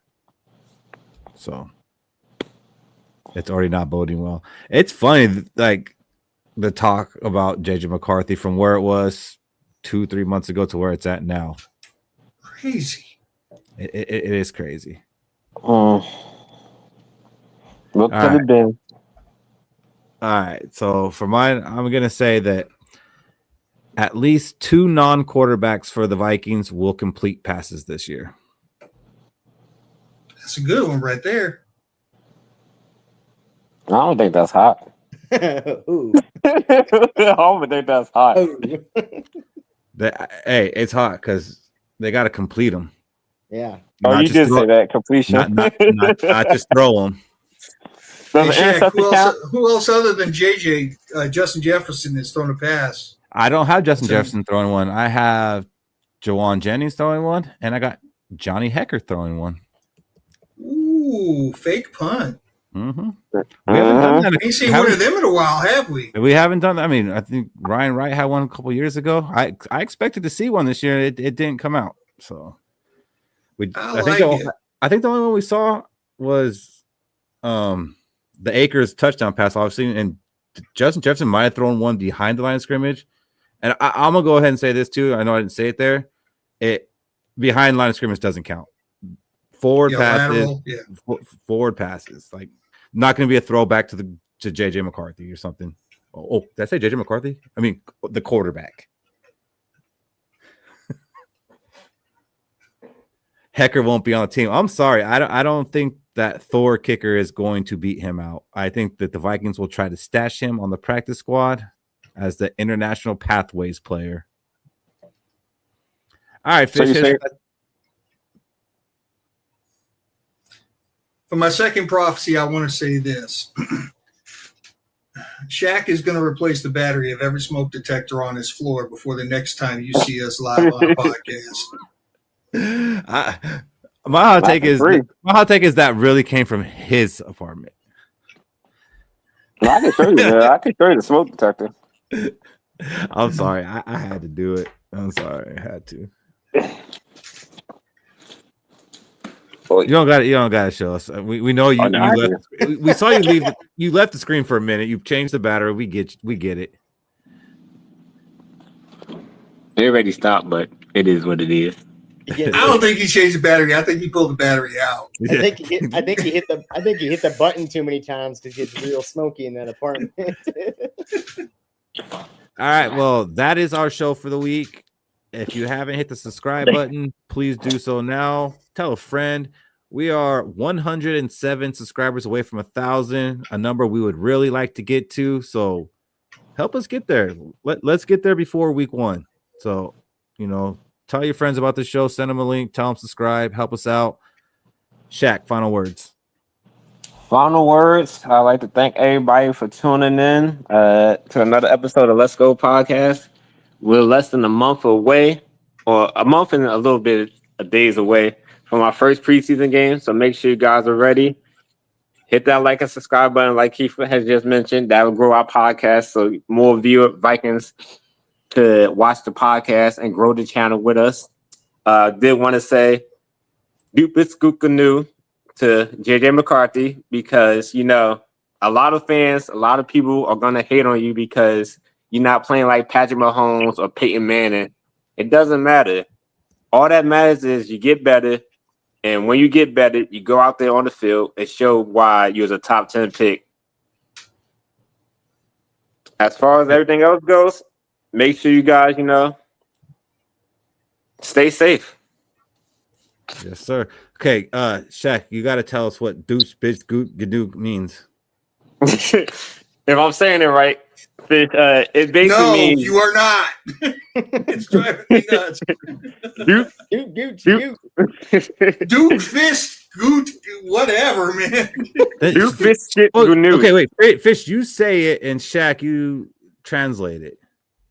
Dubist gut genug. Oh, I like that. That was sexy. I'm gonna take my shirt off. Yeah. So it basically means meant to make the drawers just fold up and go right into the laundry. I wasn't wearing them the whole time, so I couldn't do that. I can smell it from here. All right, go ahead. It pretty much means you are enough, meaning you don't have to worry about how other people feel about you. Just appreciate who you are and love yourself. All right. I like it. Thank you for that teamwork, fellas. Cody, final words. Hey, weekend's right around the corner. Just make sure y'all have a plan if you're going to go out and enjoy the night. Other than that, y'all listen to us, right? We can listen to you. So if you got any problems going on in your life or at home, just hit us up with one of the messages. I'm sure we'll have a great time talking. We'll go over all the Viking stuff, go over what you hate about the show, what do you love about the show. Just get talking out there if you're in your bad position. Other than that, hey, always let's go. All right. What do you got, Fish? 4 Vikings fans, 5 Vikings fans. To 20 more years, fellas. Wouldn't have it any other way. We're almost there. The season is almost upon us. Next thing you know, we're going to be watching preseason football. Thank you, everybody, for joining us. Please subscribe. We really do want to hit that 1,000. And you know why. We do. We want to hit that 1,000. For everybody in them green names, thank you very much. And that's really all I got, guys. Have a good night. Love you. 20 more years, fellas. All right, that's our show. Hopefully we were entertaining for you guys. It is a rough part of the season being here and, beginning of July. Got about another month of this, and then things will start cranking back up with some actual news. Yes, Brev, you are late, but we love you anyways. Again, Hit the rewind button. Subscribe, like, do all the good stuff that helps us out, because we could use a little bit of help to, get this thing going. But we will be back next week, probably on Thursday. We'll keep you guys informed. And Tommy had asked for, he needs Skol with the Enemy. And if you're not familiar, that's where we bring on podcasters from other teams. We are going to be bringing on some from the NFC North here shortly, so be looking forward to that. But that's all I got. We'll see you guys next week. Let's Skol. Let's go. Let's go! For Vikings fans, Minnesota Vikings.